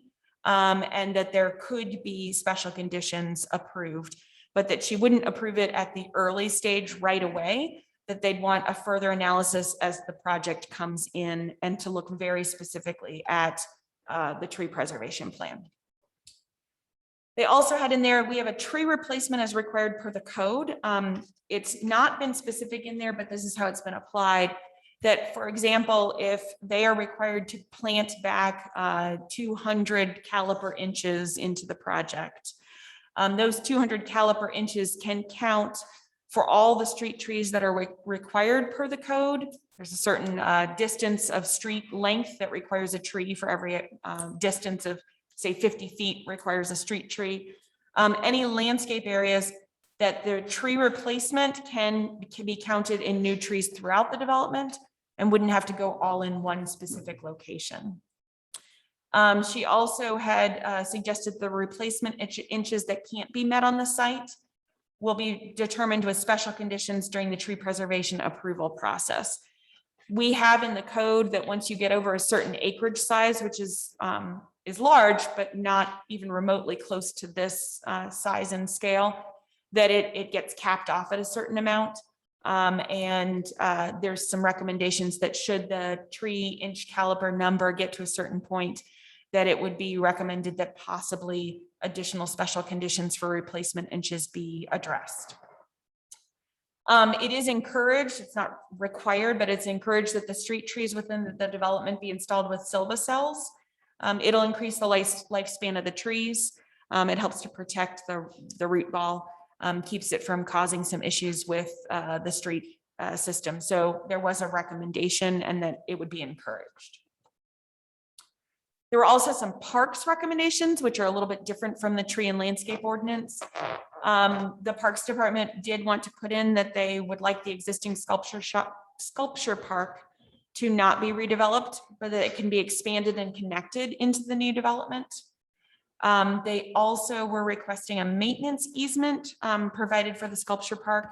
If there is a connection made and that roadway is no longer there to the south, that they'd be able to get in to maintain. They do have lights up in some of the trees that can only be accessed with a sort of cherry picker truck, being able to access that piece and be able to still maintain the sculpture park that as they've been maintaining it. They had talked about the impacts of dogs, because if you think about the overall number of units within the development, and even if a third of them in those apartment facilities were allowed to have dogs, you could have a couple hundred additional dogs in the area. Close by parks are quite small, already have quite a few that are using the various facilities. So they had wanted to put in that should dogs be allowed in the multifamily residential units, additional screen space for pets and pet waste removal systems shall be provided. Again, if it ends up that it's, that you can't have dogs within the facilities, there would be probably a different element to it. But just the idea that thinking about the number of units, thinking about even just a small portion of them, that would add quite a few just in that general walking area. They also wanted to add in coordinating the design of the boardwalk to meet the basic Great Rivers Greenway specifications to connect to future trail systems in the city. So there's a basic requirement for width of the trail. There are also some other basic requirements that should the connection want to be made. They have already connected through by Owen Ridge, across Brentwood, and connected up to an area near the service center. There are possibilities for continued trail connections coming down, going past the nature preserve, and eventually connecting further down and going and connecting to the trail system to make an overarching loop. So they would like to have that idea that this could potentially be something that could make that connection without having to do another system on street, and try to make sure that that connection might be made in the future. Hey Mara, was this City of Webster Groves Parks Department staff or the Parks Commission recommendation? This is the Parks Department staff, in concert with some information that they received from either, I'm sorry, it was either open space or green space. Okay, thanks. That recommendation for the boardwalk, like you said, that would connect it potentially, but then the trail system would have to come through that Shady Creek Nature Preserve. No, it would not necessarily have to. They do some on-street connections, and they also do, there is right of way on the other side of the street, the north side of the street, that still has the possibility. So no, there was not a recommendation at this time to go through the nature preserve. There are very specific restrictions and regulations to that area. But right now the trail is on the north side. So if you came down and continued along Kirkham on the north side, you could make a connection and cross at, say, the sculpture parks, and then come through the boardwalk. And then there had been some conversation about how to get back through and make a connection to Larson Park. So there's been some conversations with Great Rivers Greenway about what their possible connections could be, what they could do on street. There is additional right of way on the north side of the street for most of the way through Kirkham. It's a really, really deep right of way on the north side. So no, it would not be going through the nature reserve. Any other questions on this section? I just had a question about one of the comments from the department. One of their comments was consider eliminating the Kirkham median, consolidate traffic lanes to add more landscaping, rain gardens to the Douglasville development along the road and address future bicycle trail systems. I hope that's not a consideration. We removed that out at this time. It's not a We part couldn't- of the I think that development. was Tony, we couldn't hear her question. Oh, sorry. And I'll have each of you really talk into the microphone. So her question was, one of the Parks Department recommendations was related to removing all the medians and consolidating the traffic lanes. So all the traffic lanes would be on like one side, that then would provide more of an area that would, I guess, be a buffer or a trail or a bike lane. And at this time, staff is not moving forward with something like that. We're focusing on the rezoning of the redevelopment area. If the city does want to do something like that, that would be a city project. So no, we went and had further conversations with the Parks Department about their various recommendations and tried to get it back focused to what would need to be in a rezoning set of regulations that would govern the property. Did that help, Maddie? Were you able to hear that better? Okay, thanks. Going into dimensional regulations. So dimensional regulations include looking at setbacks, looking at height, looking at the intensity of use. When you rezone to a PC, again, the reminder, this isn't that you're giving variances, it is that you are establishing a set of regulations for this site-specific code or this specific planned district. When we do our analysis, we do review it against some of our other code sections to see how similar it may be or different it may be from some of the other codes that we have. So our initial analysis had been talking through and looking at some charts that showed what the other code sections had when you do multifamily in, say, our B1 or our B2 districts, what the height could be, what the development could be. So I'm going to go through setbacks first. We took the preliminary development plan. The outline in red is the outline of the sort of the development area. And then we looked at in yellow and blue some potential setbacks based on what we saw with their initial footprints. That gives us a starting point that we measure off of to see if we're in agreement with what they're showing or proposing, and whether there's anything else we might recommend above and beyond. Because again, they're requesting something in the planned district, and then we need to see if we're in agreement that it makes sense to put those particular regulations in place.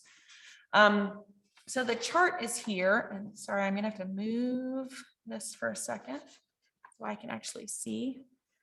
So we had a chart put together of what the requested use was, what the existing setbacks in the underlying zoning are. In some cases, they're industrial and have no setbacks. What the city code setbacks would be, because some of them are, there's a setback in place, but the existing structure doesn't meet that. And then what we thought the staff recommendation would be. So we established a series of them from the various rights of way. And then it gets a little complicated with the Union Pacific right of way because they have a service road, which is a private service road to the north of the property line. So the setback may seem very large, but it's integrating both the service road and then getting to the buildings on the other side. So that one was a little complicated to try to think through because the property line, if it establishes and does take that city right of way and integrate it into the development as a service road and become private, then it would have a different set of setbacks than if it remained as a city right of way section. So going down the recommendations, staff typically had 10-foot recommendations from a lot of the right of way. That gave the ability to have an additional set of space for in many cases, there's already an existing sidewalk and the property edge is at the back of the sidewalk. That additional 10 feet gave some room to expand on sidewalks, maybe address ADA accessibility, and do a couple other things related to that. And then you'll see in a moment, I'm going to talk a little bit about what things can intrude into those setbacks. So in our code, we encourage front porches on single family residential, and our front yard setback allows you to go into that setback up to 10 feet for front porches. So we did want to integrate some of that for architectural elements, and I'll get to that in just a minute. We had the 50 feet for the Union Pacific right of way, including the service road. And we were again trying to integrate the existing service road. There had been a comment about having some on-street parking along that service road. We know that there'll be trucks stopping, so we have to have enough room for people to get around, maybe areas that might have trucks. So we had that at 50 feet as proposed. We had internal setbacks at 0 feet. At this point in time, they're probably going to be consolidating all the lots, but in the future, they might split the lots back up again into separate development areas. If they should do that, we did want to have a 0 setback line so that they could continue to establish, depending on how maintenance agreements are done for some of the service areas and other things like that, they potentially could have a property line up against a building structure as a possibility. We had a 20-foot from the new Main Street right of way.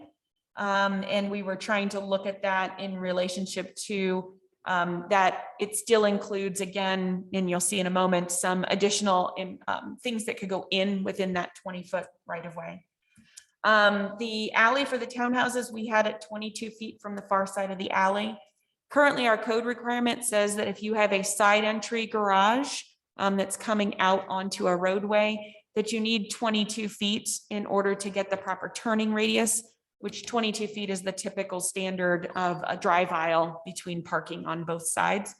So we were recommending the 22 feet so that they could have the tuck under garages, be able to get back out onto that alley when backing out into the one-way traffic.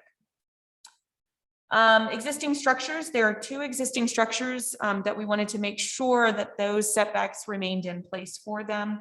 The church and the historic structure at 49 North Gore. So we established a series of setbacks that would allow those specific structures to remain exactly where they are with their own set of setbacks that would not require anything to change within that. The Main Street right away, that's going to be from the edge of the easement to 20 feet? Yes, so there would still be a right of way, even if it's a private right of way. And so that right of way would be established as the private right of way, and then it would be 20 feet at a minimum. They could go further back if they wanted more. You'll see in your packets, there was a street section that had, on one side of the street, it was more of a 20-foot, and on the other side of the street, it was like 36. So we went with the smaller one of the 20 feet. that then still has some of the ability, they've looked at some of the drawings show back in or diagonal parking. There's a few things for outdoor dining areas. There's a number of different elements that we probably want to look at. So we had it at 20 feet from the edge of the established right of way that would still be whether it's public or private right of way. Any parking will need to be in the street right away. We looked at it as, it looked like per their code, the way they were drawing it, that they were having the parking within the right of way. We would want to look at, again, if it was private street parking versus public street parking, we'd want to look more closely at getting a little bit more clarification from them on what that was going to be drawn at. On the preliminary development plan, it didn't have the specifics. Some of the renderings had a few more specifics. So we'd want to continue to discuss the various setbacks and ensure that it met whether the parking was in or out of the right of way, and then what the setback would be from there. Yeah, I guess what I was getting at, if you put it at the edge of the street, that's parking spot. Yeah, so we were still looking at that and making sure that we understood their plan for that street area. So we need a little more information on that and make sure that we've discussed that in regards to what that setback would be. So I'm going to go to the recommendations. So we had, as I mentioned before, sort of 10 feet for a lot of the right of way, 50 feet for the Union Pacific, the 0 internal setbacks, 20 feet for the new Central Street right of way, and then the setbacks for the existing structures. What we did add in was that awnings, canopies, balconies, colonnades, arcades, all of those different elements that are more like open porches, open balconies, canopy areas that would go over entrances to structures, or canopies that might go over outside dining. All of those could be up to 5 feet in front of the front yard setback, where the clearances are provided for ADA accessibility and for height. So if something, again, it's a setback, but they could build further back and establish a wider area if they should choose. It'll just depend on how the eventual design comes into play. But we wanted to make sure that they had that flexibility, gives more architectural elements to come into play. And we added that in there as a recommendation. In addition, we don't know the specifics, but we wanted to make sure that any retaining wall that's greater than 3 feet, less than 6 feet, and is elevating the site above a neighboring property would need to have that minimum 5-foot setback from the side or rear property line, which is in all of our zoning code sections. Anything that's 6 feet or greater needs to meet the be within the buildable area of the lot. So it would need to meet, if it's within a certain area, it might need to meet the 10-foot setback, if that's an overall wall like that. Before I get past setbacks, any other comments or questions? Okay. Height. So again, we had done a further analysis, and I'm not going to get into all the detailed analysis that we have in the other section, but we can revisit it should you need to. The B1 and B2 planned multifamily code sections within our zoning code do have the ability for height to be gained in a particular structure based on the footprint of how much it covers on the site. In addition, the B2, which is the planned multifamily with commercial, allows an additional height even beyond that. It doesn't even give a height regulation. It says that as long as you don't go over a 1.5 floor area ratio and that you meet all of your other requirements of the code, it gives quite a bit more height. Now, again, we've not had anyone really take advantage of that. We've had smaller sites within the city.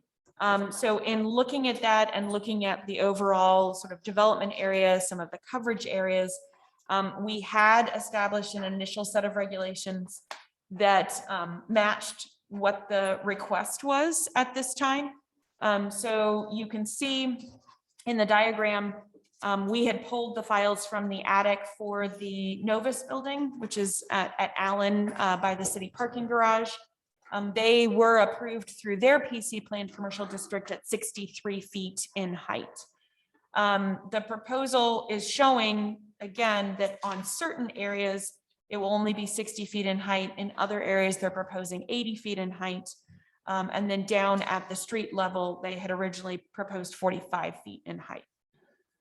Staff, in reviewing that, Mara, yes. I'm sorry to keep interrupting. Yeah, I've been struggling with this whole height issue, especially with the reasoning that it compares to Allen.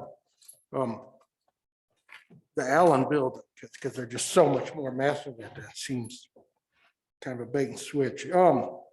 But the B2, in essence, they could build it that tall now, or even taller. Mhm. Are any of the lots there now a B2?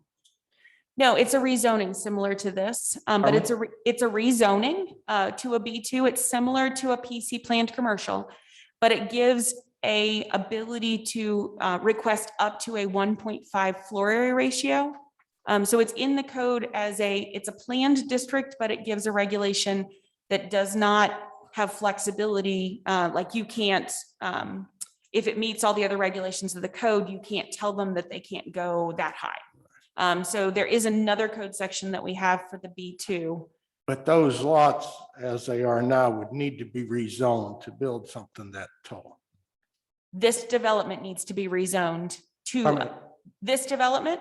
This development, I guess Yes. I'm asking if there's a B2 lot there now, that in essence, without rezoning, I could go build something. 7, No, 8 stories A tall. B2 is the same as a planned commercial. It has to come in with a It's okay. plan. So nothing out there now could be built this tall without some sort of zoning revision. Again, nothing here. We're just talking about what is in our zoning code now as another code section, because we look at the I similarities. understand that. Yeah, between our Understand code that. sections. We're just trying to say if without rezoning now, the tallest thing you could build out there would be the 2.5 or 3 stories.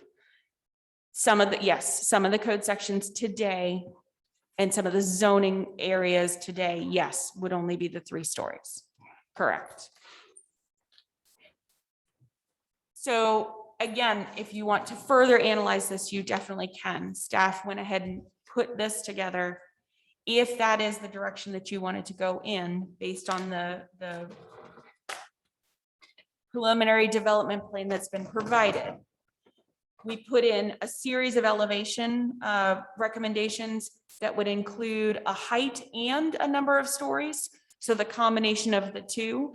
And we did that from the elevation levels facing particular streets. So each one was based on particular streets, not just the overall development being given an overall carte blanche height. So you would have to, depending on where you faced, would be the height requirements. At the very end of it, we also added something pretty specific, which we've used in our educational campus zoning. So the educational campus zoning, which applies to larger institutional campuses, does have an additional element of height related to just sort of cooling towers, elevator bulkheads, fire towers, necessary mechanical equipment.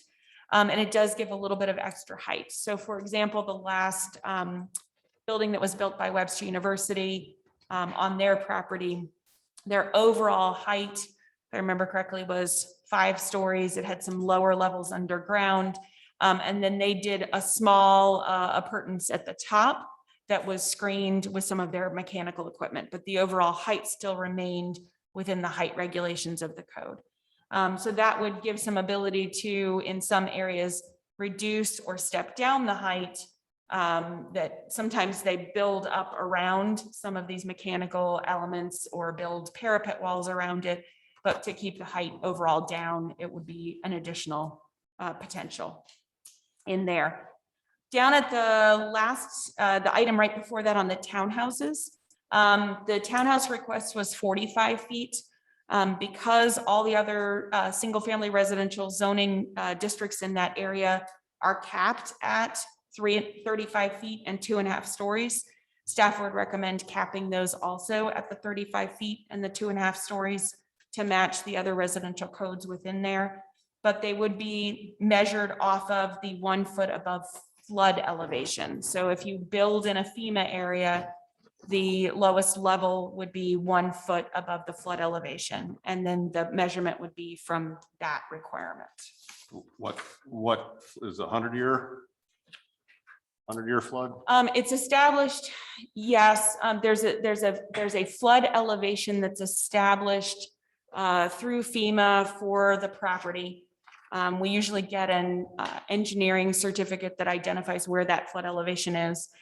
So for example, the property on Kirkham that everybody has seen that has it sort of sits up on some posts, some stilts. Their flood elevation was at the lower base and they had to keep that area open should it flood underneath. And their garage is allowed to be down to the ground, but all of their equipment has to be that 1 foot above. So that's about that couple feet in that general area. Each property has to be evaluated of what the flood elevation is. By FEMA. By FEMA, with FEMA, yes. So they, Okay. Yeah. It's just the flood is a little vague, but if we're going to tie it to a regulatory body's requirement for building in the floodway or the floodplain. yeah, there's a flood development permit that needs to be obtained, and then we get the flood elevation, and then we get the establishment of, Yeah, okay. Delomer may change the elevation. What's that? Delomer mentioned earlier may change the Yeah, elevation. the LOMAR, depending on what's done, Delomer is, could change. So like, again, with Brentwood Bound, their initial CLOMAR identified some areas of Webster Groves that are currently in the floodplain being removed out of the floodplain because of the improvements that they're doing. So it just depends on the conditional letter of map revision. I initially identifies what could be removed. And then once the improvements are done and they do the LOMAR, it would establish what that base flood elevation is for the various properties. And then you can usually build, you have to build 1 foot above that flood elevation. And A through D here, those recommendations are based. They're right now just based on their recommendations, Based on what they've, compliance or agreement with what they have. So, that would just be based on agreement of what they have requested. okay, so what you varying with the E would be Yeah, varying from the E was a very specific that we feel that it needs to be in compliance with the other areas around, with the requirement of it's a standard single family residential attached. And the rest of the requirements in the city code require those to be at 35 feet and 2.5 stories. Okay. All right.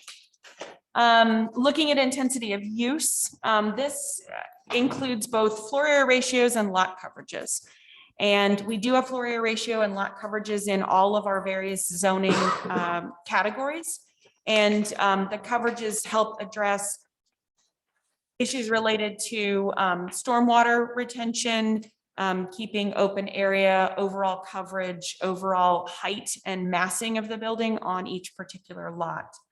And so we did do a series of calculations to see what, using the preliminary development plan, what was their lot coverage, what was their floor area ratio, and what was the minimum land area per unit. So those are 3 factors that usually are in our zoning ordinances. The lot coverage is only building footprints divided by the total lot area. So the building footprints that they have proposed are 4.11 acres and the overall lot is 15.1. That puts the preliminary development plan at a coverage of 27.21. The way our single family residential is established, you can be up to 40% of structures on a particular smaller individual lot. In some of our institutional categories, we have regulations anywhere from 20% lot coverage to 30% lot coverage. So this sort of falls lower than our standard for coverage of building footprints on a lot within our single family residential, and falls within some of our other institutional coverages. The floor. So Mara, I'm sorry. Yep, sorry. The 14.11 acres is what they're showing is the total footprint of all the buildings. The footprint of all the buildings. per What acre. is 1,466,000? What is that? That is Where what does I'm, that come from? that's what I'm going to get to next. Okay. So the next one is the floor area ratio. So there is a total floor area that's being proposed. That is, so you take that footprint and you then figure out how much total square footage is going to be in all of those buildings. So if the particular building is 5 stories and we have their original footprint, they then establish how much sort of footprint is on each of those levels. And we use that number. So that's where the 1,466,665, that's the total square footage proposed of every building on the site. So that's the total square footage. And then we divide that by the lot area, the total lot area. And that gives you a floor area ratio, in this case of a 1.54. So again, when you look at the overall, square footage of the property, and then the square footage of all of the floors that are being proposed, and that comes up with the 1.54. We looked at that because, again, as I stated before, in one of our other multifamily zoning districts, it does allow the ability to go up to a 1.5 floor area ratio. So just looking at that in comparisons and looking at what other regulations we have within the city. So that is that floor area ratio number. That includes. Sorry, math question here, but Yes. 15.1 acres is less than 952,000 square feet. Did I do my math right? That's right. 43560. Hold on. Grabbing my calculator. 15.1. 43560. Oh, it is smaller. Sorry, I ran some of my number wrong. I will recalculate that number and get you a better floor area ratio. 776. Let me run it really quick. 1466 665. That is a larger floor area ratio. Thank you for catching my math. We will update that and get you a better analysis of that. I'm going to jump to minimum land area, and then we can, I'm going to check that one too. I want to check that one too and run that number again. So lot coverage is correct. Let me recheck floor area ratio and minimum land area and run our numbers again and make sure I haven't missed something on those. So I'm not going to get into the detail of the draft recommendations so that we can cross-check the rest of those numbers. Now, I will tell you, in the draft recommendations, we did base that on maximum square footage. So typically in a zoning ordinance, you put in a maximum square footage that you do not want them to exceed. So I had a maximum square footage for the office, commercial, and services uses, which would only be 138,050. And then I had a maximum number of residential units. And then I had a number where if it was a hotel use replacing a residential structure, a multifamily structure, that the number of allowed residential units would be reduced by 2 units for every 3 hotel rooms. It's because of the differentiation between the parking requirements for a multifamily residential versus the parking requirements for a hotel. So parking requirements for a multifamily residential are 1.5 parking spaces per unit. And for a hotel, it's 1 parking space per room. So I'll get back to you with further analysis for the site coverage and then anything else that might be in intensity of use. Anything else on that one?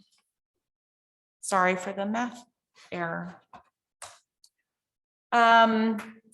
This comes to the subdivision plating requirements, which Mike had mentioned earlier about when easements would come into play.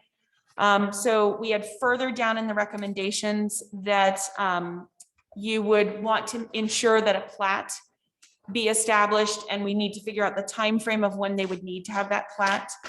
A plat consolidating all lots within the development should be approved prior to the start of construction for the development. Because of that, that plat will establish both the consolidation and establish where easements are going to be, establish where different pieces of infrastructure would be going. We then had any streets or roadways that will be dedicated as public streets must meet the minimum design standards in section 50.030. Our subdivision code has very specific design standards that if they are going to be dedicated at some point ever in the future, that they would need to meet that.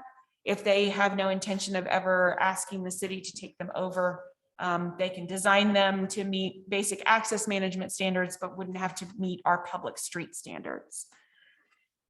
The next one, any portions or any streets or portions of streets to be vacated, including Pacific Avenue, Kirkham Avenue, the little section south of Sculpture Park, Lincoln and Sherman would be required to be vacated by the developer, either with the plat or through a separate vacation process. That process does require engineering to be done for the vacation documents. It then requires it to go through and have all of the information from the various utility companies that already have easements through those streets. And it would need to move forward so that it could be vacated by the city council. So we wanted to put that in there that they would have to do that. Sometimes you can do it on the subdivision plat itself. Sometimes people prefer to vacate them as separate documents. And then the last one below is all applicable easements for stormwater utilities or maintenance should be established on the plat, identifying what those are going to be in that early platting process. So then as each development plan comes forward, they'd be able to know where those established easements would be located. Any questions on that one? We had mentioned some of the other things that come up with larger developments, lighting standards, and what would be required to keep light trespass, shielding, and other things away from property lines. And we also had recently adopted some commercial performance standards, which we would want to have in play. So our initial draft recommendations is that they would have to provide a lighting plan during each site development plan approval, so that they could be reviewed against the building code. We would identify that the light fixtures, whether they were standalone or attached to the building, shouldn't exceed 25 feet in height. You don't want the overall lights up above if you do have some taller structures, and that would be lights that are affixed on the outside of the structure. We would recommend that decorative street lighting match the fixtures that are currently used in the Old Webster Business District. Those also match the Old Orchard Business District, areas along Elm. It's become kind of a city standard for fixtures. If in the future we were to maintain or need to maintain those, we usually order matching light fixtures as we make our replacements. We would recommend that every use be so operated in compliance with the performance standards of the D commercial district. Those are the performance standards that we recently adopted for C and D and are required within that. Mara?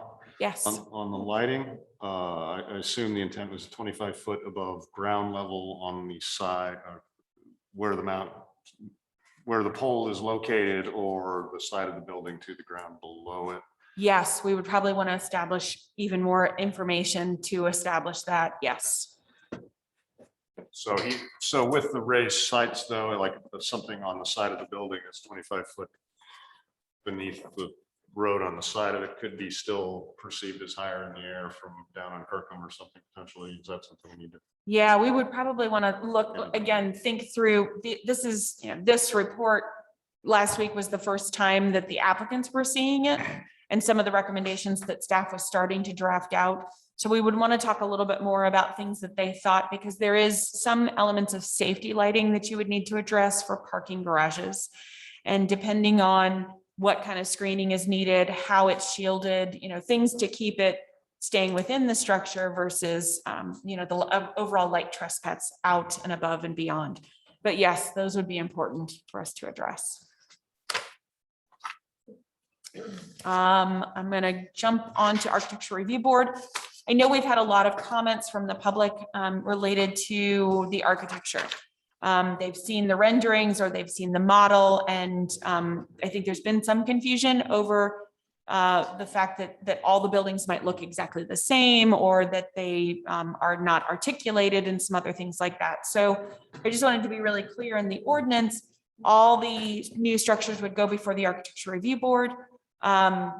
We added some additional information, and we could debate or discuss and even get some additional recommendations from the Architecture Review Board, whether they're in agreement with this, but we put some language in initially that a lot of ordinances that are more form-based codes put some additional information in that talks about articulation and other elements that you have to provide interest on the exterior of the building.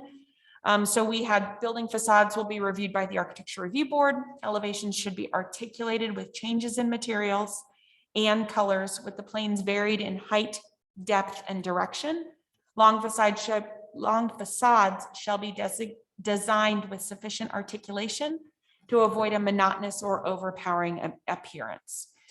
I think that gives enough of guidance to the Architecture Review Board to continue to look at some of the requirements that they might do for the structures themselves. Awnings, canopies, and balconies are encouraged on the facade. Again, trying to continue with that idea of articulation. And then these last two are a little bit repetitive, and we'd want to look and see which one made more sense. But our codes do require that you have to have mechanical equipment, trash receptacles, storage of equipment, other things have to be screened with a series of materials and walls. And we typically have one in more residential areas where it's more of just like a smaller multifamily building. The other section, which is below it, outside rubbish, garbage, and dumpster enclosures. Again, that's usually probably for more larger commercial buildings.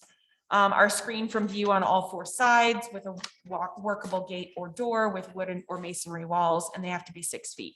So we might want to look at carefully what we would want to have, whether it's something more residential, multifamily in nature versus something that is more commercial in nature, or maybe a combination of two, depending on what was being looked at. So that was an initial ARB draft recommendations. Any questions on that one? The buildings and retaining walls, does the county do that inspection for the city? No, we do all of those. City does. For those that couldn't hear it, the question was whether the county does inspections for retaining walls and buildings. Our staff does everything with the exception of, we don't do elevators and we don't do equipment for carnivals. So those are the two that we don't inspect. So one thing, I don't think I saw you, I will have some big retaining wall between these buildings. Will they need to be in the easements? Or would they all stay on private property? So we had another thing for setbacks, and the setbacks were established, so they would be on the private property and set back onto the private property. And then depending on the overall height, we did have, when walls became a part of a structure within the structure setback, they were also reviewed by the Architecture Review Board. Smaller retaining walls that are less than 6 feet in height, that are not integrated into the building envelope, typically are just reviewed by staff. Mara, I assume there's no design guidelines for any of the screening. I mean, you mentioned the lighting and we keep it consistent, but we don't have, city doesn't have design guidelines for any of that stuff, right? Christopher, I'm gonna have you articulate a little bit more closer to your microphone. Can you hear me? Sorry. Yeah, go ahead. I'm assuming we have no design guidelines in place for a lot of the screening. Oh. Typicals, you mentioned lighting and.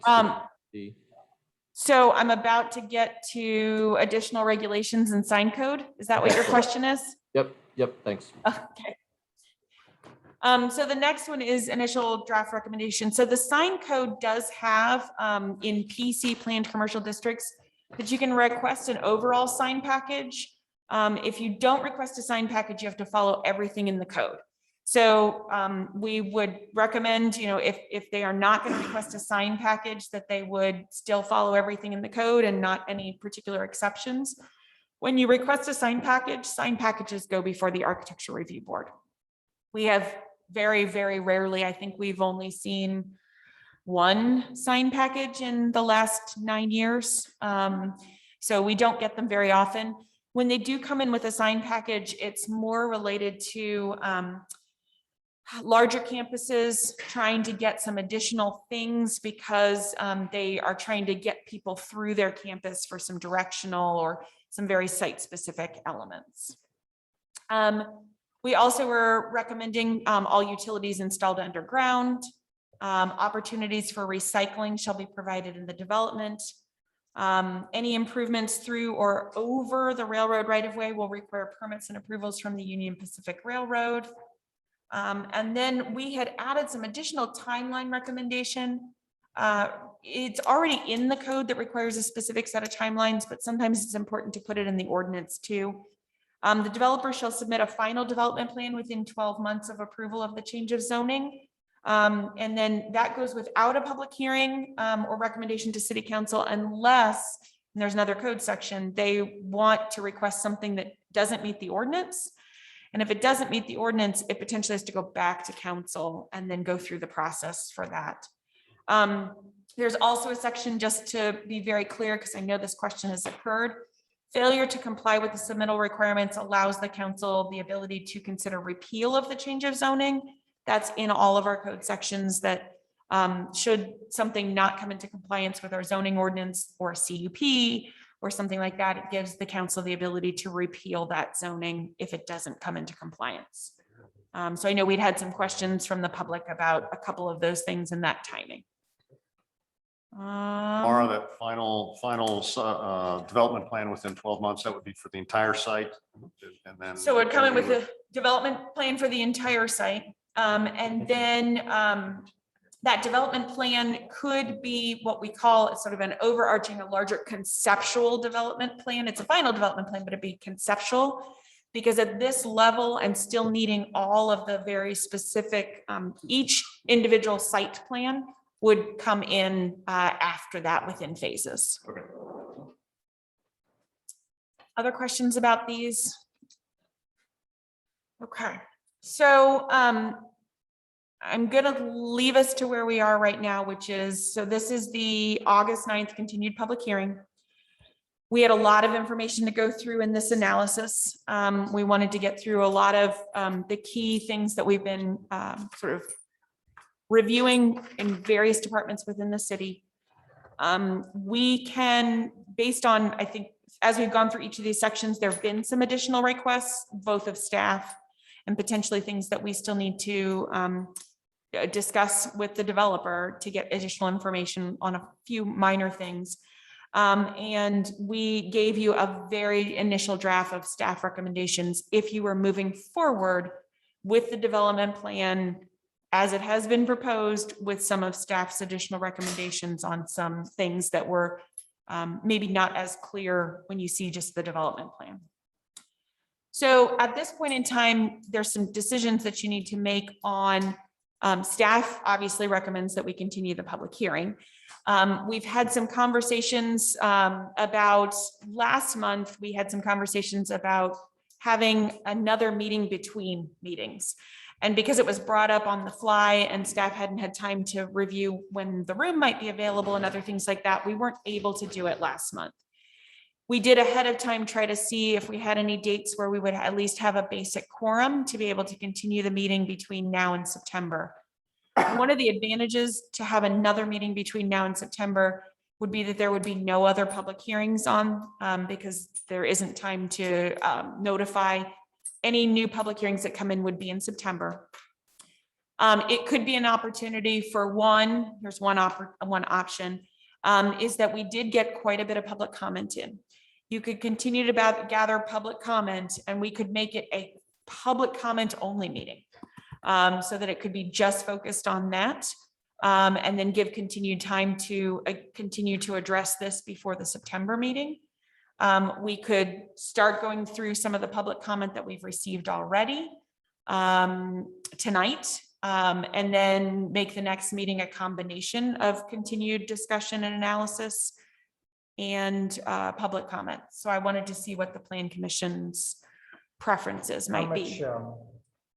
public comment do you have now in terms of time? Just an estimate. I know you don't know exactly. An estimate would be that I have, and again, this is the reminder of, I did take out anyone who has already spoken for 3 minutes at one point in time. I have 32 comments. So if each of them is at least 3 minutes, some of them are shorter than that, but I think most of them are 3 minutes long. You've got probably about an hour and a half of us reading public comment. That would not include if anyone puts their hand up on Zoom and also wants to continue to speak, or someone who's sitting here also wants to speak. Should we let people who are here who want to speak? I think we should do that. Yes. We could definitely do that and then see where you are and whether you want to start reading through. And do know we tried to take every comment up through 5 o'clock today, because we didn't have a timeline of when we were stopping taking comments. And I will tell you, the bulk of the comments came in the last 24 hours. We had, I think, when we came into the office this morning, there were like 28 comments from the public that were all emailed on Sunday. And then we had a bulk come in this morning and throughout the day. So, and then again, that's assuming we also took out a number of the ones that were repeats. We had quite a few repeats. In fact, we had some people who emailed us 3 times between Sunday and Monday with additional comments. So those will all be in your packets before whatever our next packet is, whether it's a packet before the next meeting. And I will also tell you the date where we have a quorum is, and sorry, I couldn't get it to print out. I had to take a photo of it. It is Tuesday, August 31st is when I have the most numbers of people who can attend. I have a basic quorum for that. I have 5 members who definitely said they could attend. I think there were, feel like we had not yet heard back from Steve's availability. And Christopher, you're the other one that I didn't have availability. Say the date again, Mara. Tuesday, August 31st.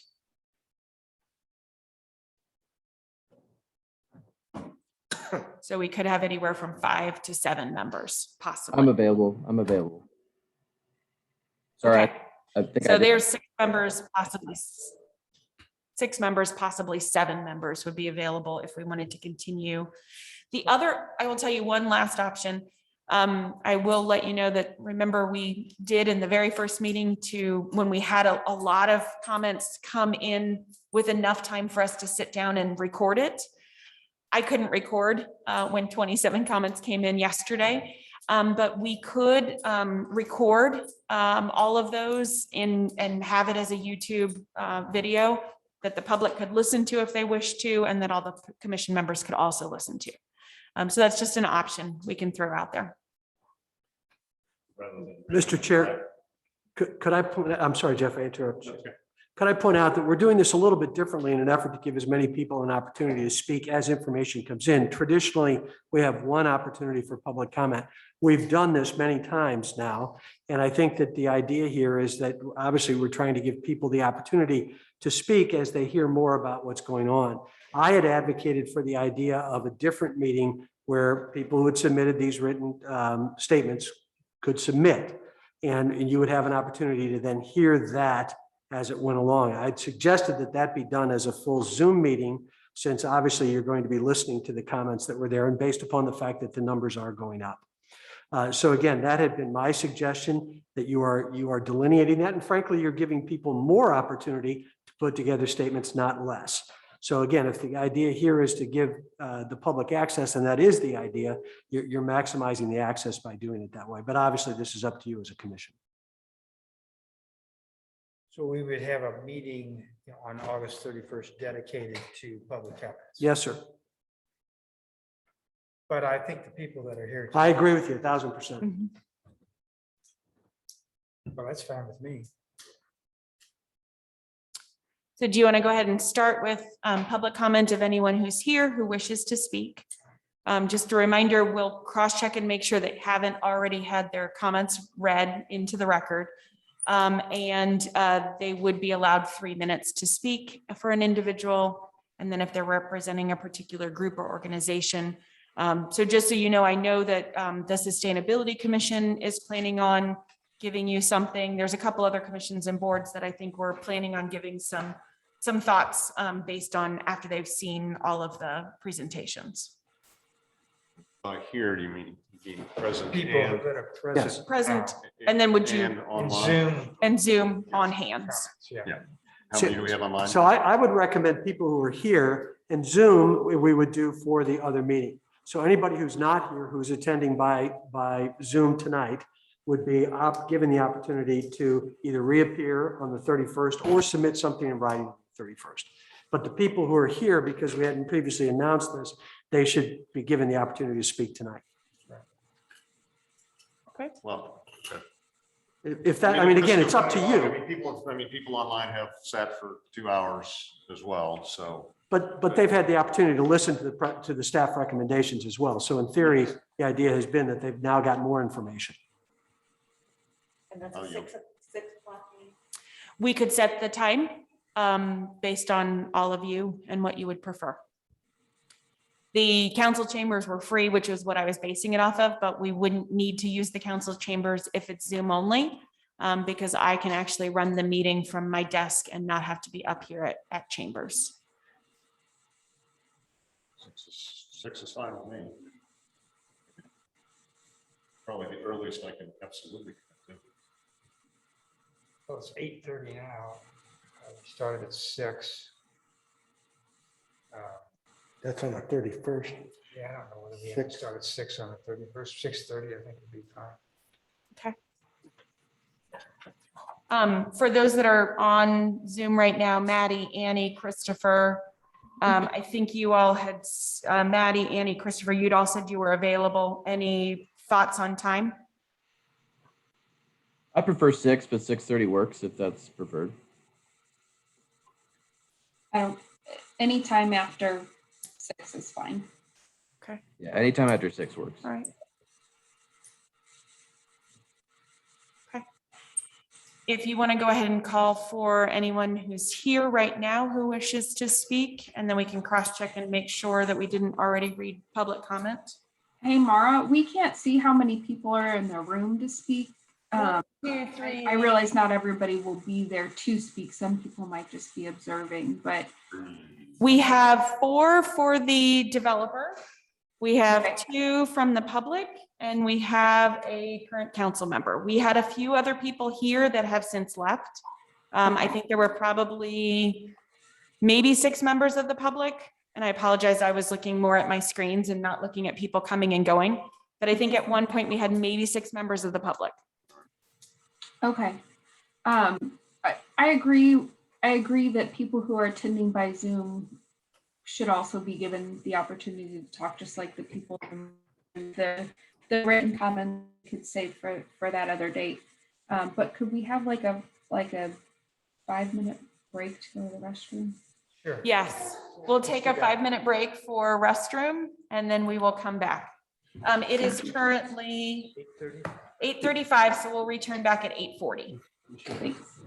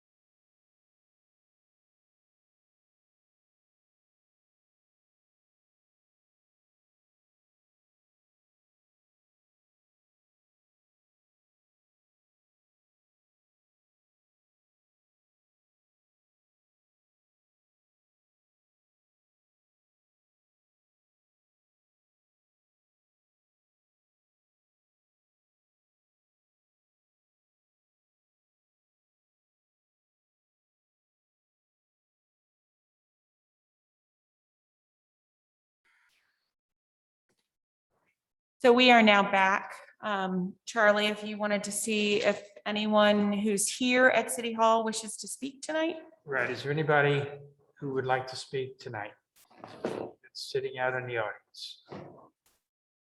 Really? Okay.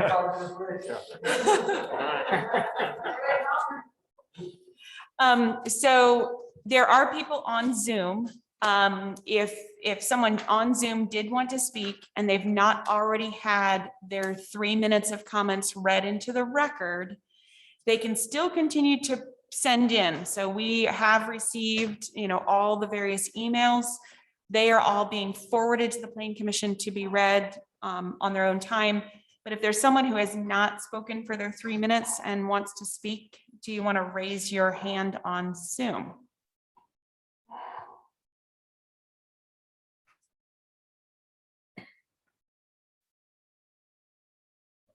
So Rory, I've moved you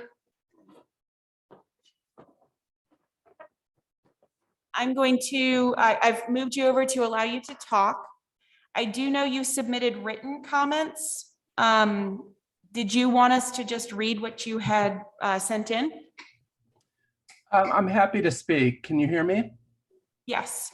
If you can continue to speak into the microphone as best you can and as loud as you can, that would be really helpful. I'm happy to do so. So, yeah, I mean, if it's speaking versus having my written comment, and I understand that that's the practice. Actually, sorry, can I stop you for just a moment? It Sure. looks like we actually have you on the list as we read comments into the record at the first June meeting.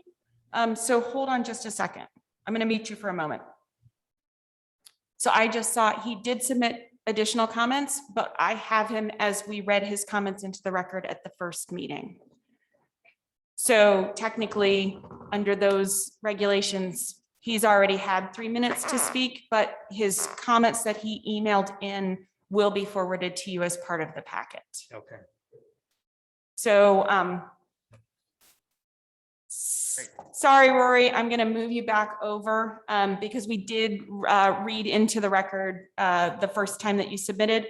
The items that you have submitted to us at this last, over the weekend, will be submitted in the record for the Plan Commission members to read.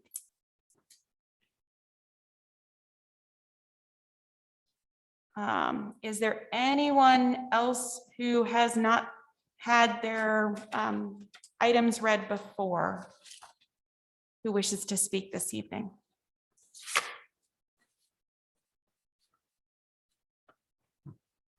Okay.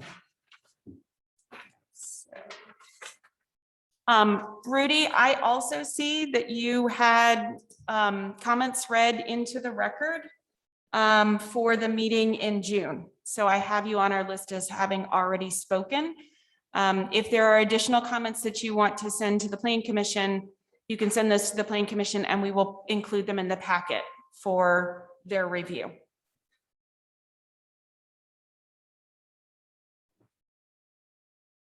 Anyone else who has not sent anything in that we've already read in the record? Okay.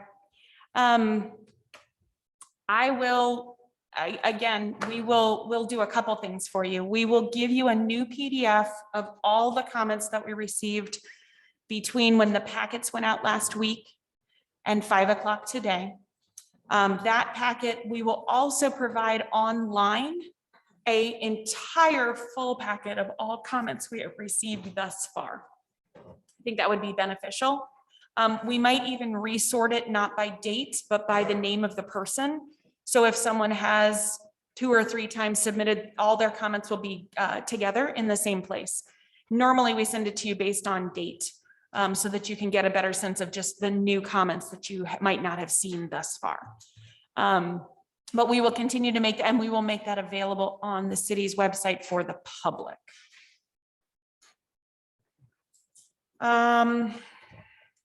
So staff would ask that you continue the hearing. You do have the applicants here. If there's other questions of other things that you would request that go above and beyond what staff reviewed. Anybody have any questions of the applicants at this point? We will have future. We'll have Yeah. other opportunities. Yes. Okay. So we need to continue the public hearing. Yes, and what I would recommend is, can you continue it to the August 31st date? Because August 31st will be when we can do a Zoom only 6 PM public comment only. Sorry, it was 6. 6:30. You wanted 6:30? Well, I don't care. I heard some people say they preferred at 6. It Oh, doesn't okay, that much that's difference to confused. me. Sorry, 6 is fine. 6. So we'll do it as 6 again. We'll do it as only for public comment. We're not going to make any presentations. We're not going to do anything else. We'll just gather public comment at the August 31st meeting. So we would ask you to vote to continue the public hearing to the 31st for public comment only. We will still have it on the agenda for the September meeting date.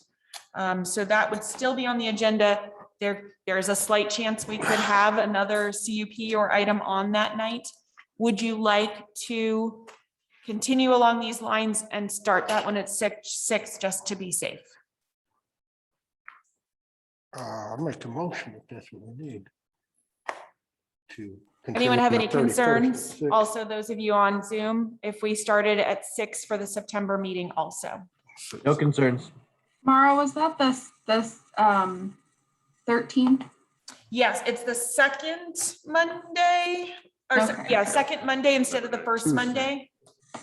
Labor Day is the 6th. Yeah. Yeah. Late for day this year. Yep, that 6 is fine. Yeah, the 13th of September. So I will entertain a motion to continue the public hearing on 21 PC 04 to August 31st, meeting to begin at 6 AM and PM. also 6 PM. 6 AM is going to be a long meeting. Gotcha. And our meeting of September 13th will also start at 6 AM. PM. Wow. 6 PM, let's try that. So is there a motion to that effect? So moved. Second. All those in favor signify by saying aye. Aye. Aye. Aye. Is anybody opposed? Okay, 6 PM, August 31st and September 13th. So we will let you know ahead of time whether Play Days does come back or not. We are working with the applicants on that one. At this time, I don't think anything else has come in or no one has come to us. So I'm hoping that we have nothing else on for September. So that would give us a productive August meeting for public comment and then September meeting to continue in further discussion about the analysis and recommendations. Anything happening on Union Bagels? They're constructing, just constructing slowly. I think it'll be faster than Le Macaron, who is now open, so. Are we other business now? Yes, And this probably really isn't our purview anymore, but is there a lot of businesses rightfully during COVID have appropriated parking spaces for their drive up, which is kind of, it's almost not a drive through, but a drive up business. yep. Is there any exit strategy? Yeah, we had started a little bit of an exit strategy where we took all of our official city signs down and we hadn't yet, because we hadn't had any complaints, addressed the more private ones that were happening. I think we were waiting to see how this winter starts to go, because I think that's going to impact them again, especially if there's restrictions on interior. We also still have some pseudo crazy outdoor stuff in a couple businesses that are not really approved, shelters and other things outside of doorways and tables and various things like that. I think we were going to get ourselves through the year, get through into the spring, and then try to readdress it in the spring. it's going to be a tough one. I'm hoping that we can move ourselves forward. We haven't had any other major, we've had some small businesses here and there closed, but we've actually been opening. DD Mao is now open. Our Amy's Cake Pop Shop opened, Le Macaron opened, sushi, new sushi station, new sushi restaurant. Wingstop is under construction. So, I mean, we've been pretty active in moving along. So yeah, I think we're going to try to address it in the spring. We thought we were addressing it this spring and then we took a step backwards. But it will be addressed. It's not going to just stay. Anything else? Motion to adjourn. So moved. Favor? Aye. See you the 13th at 6 a.m. if you're. Only in-person comments taken at 6 a.m. That'll cut down the comments. Well,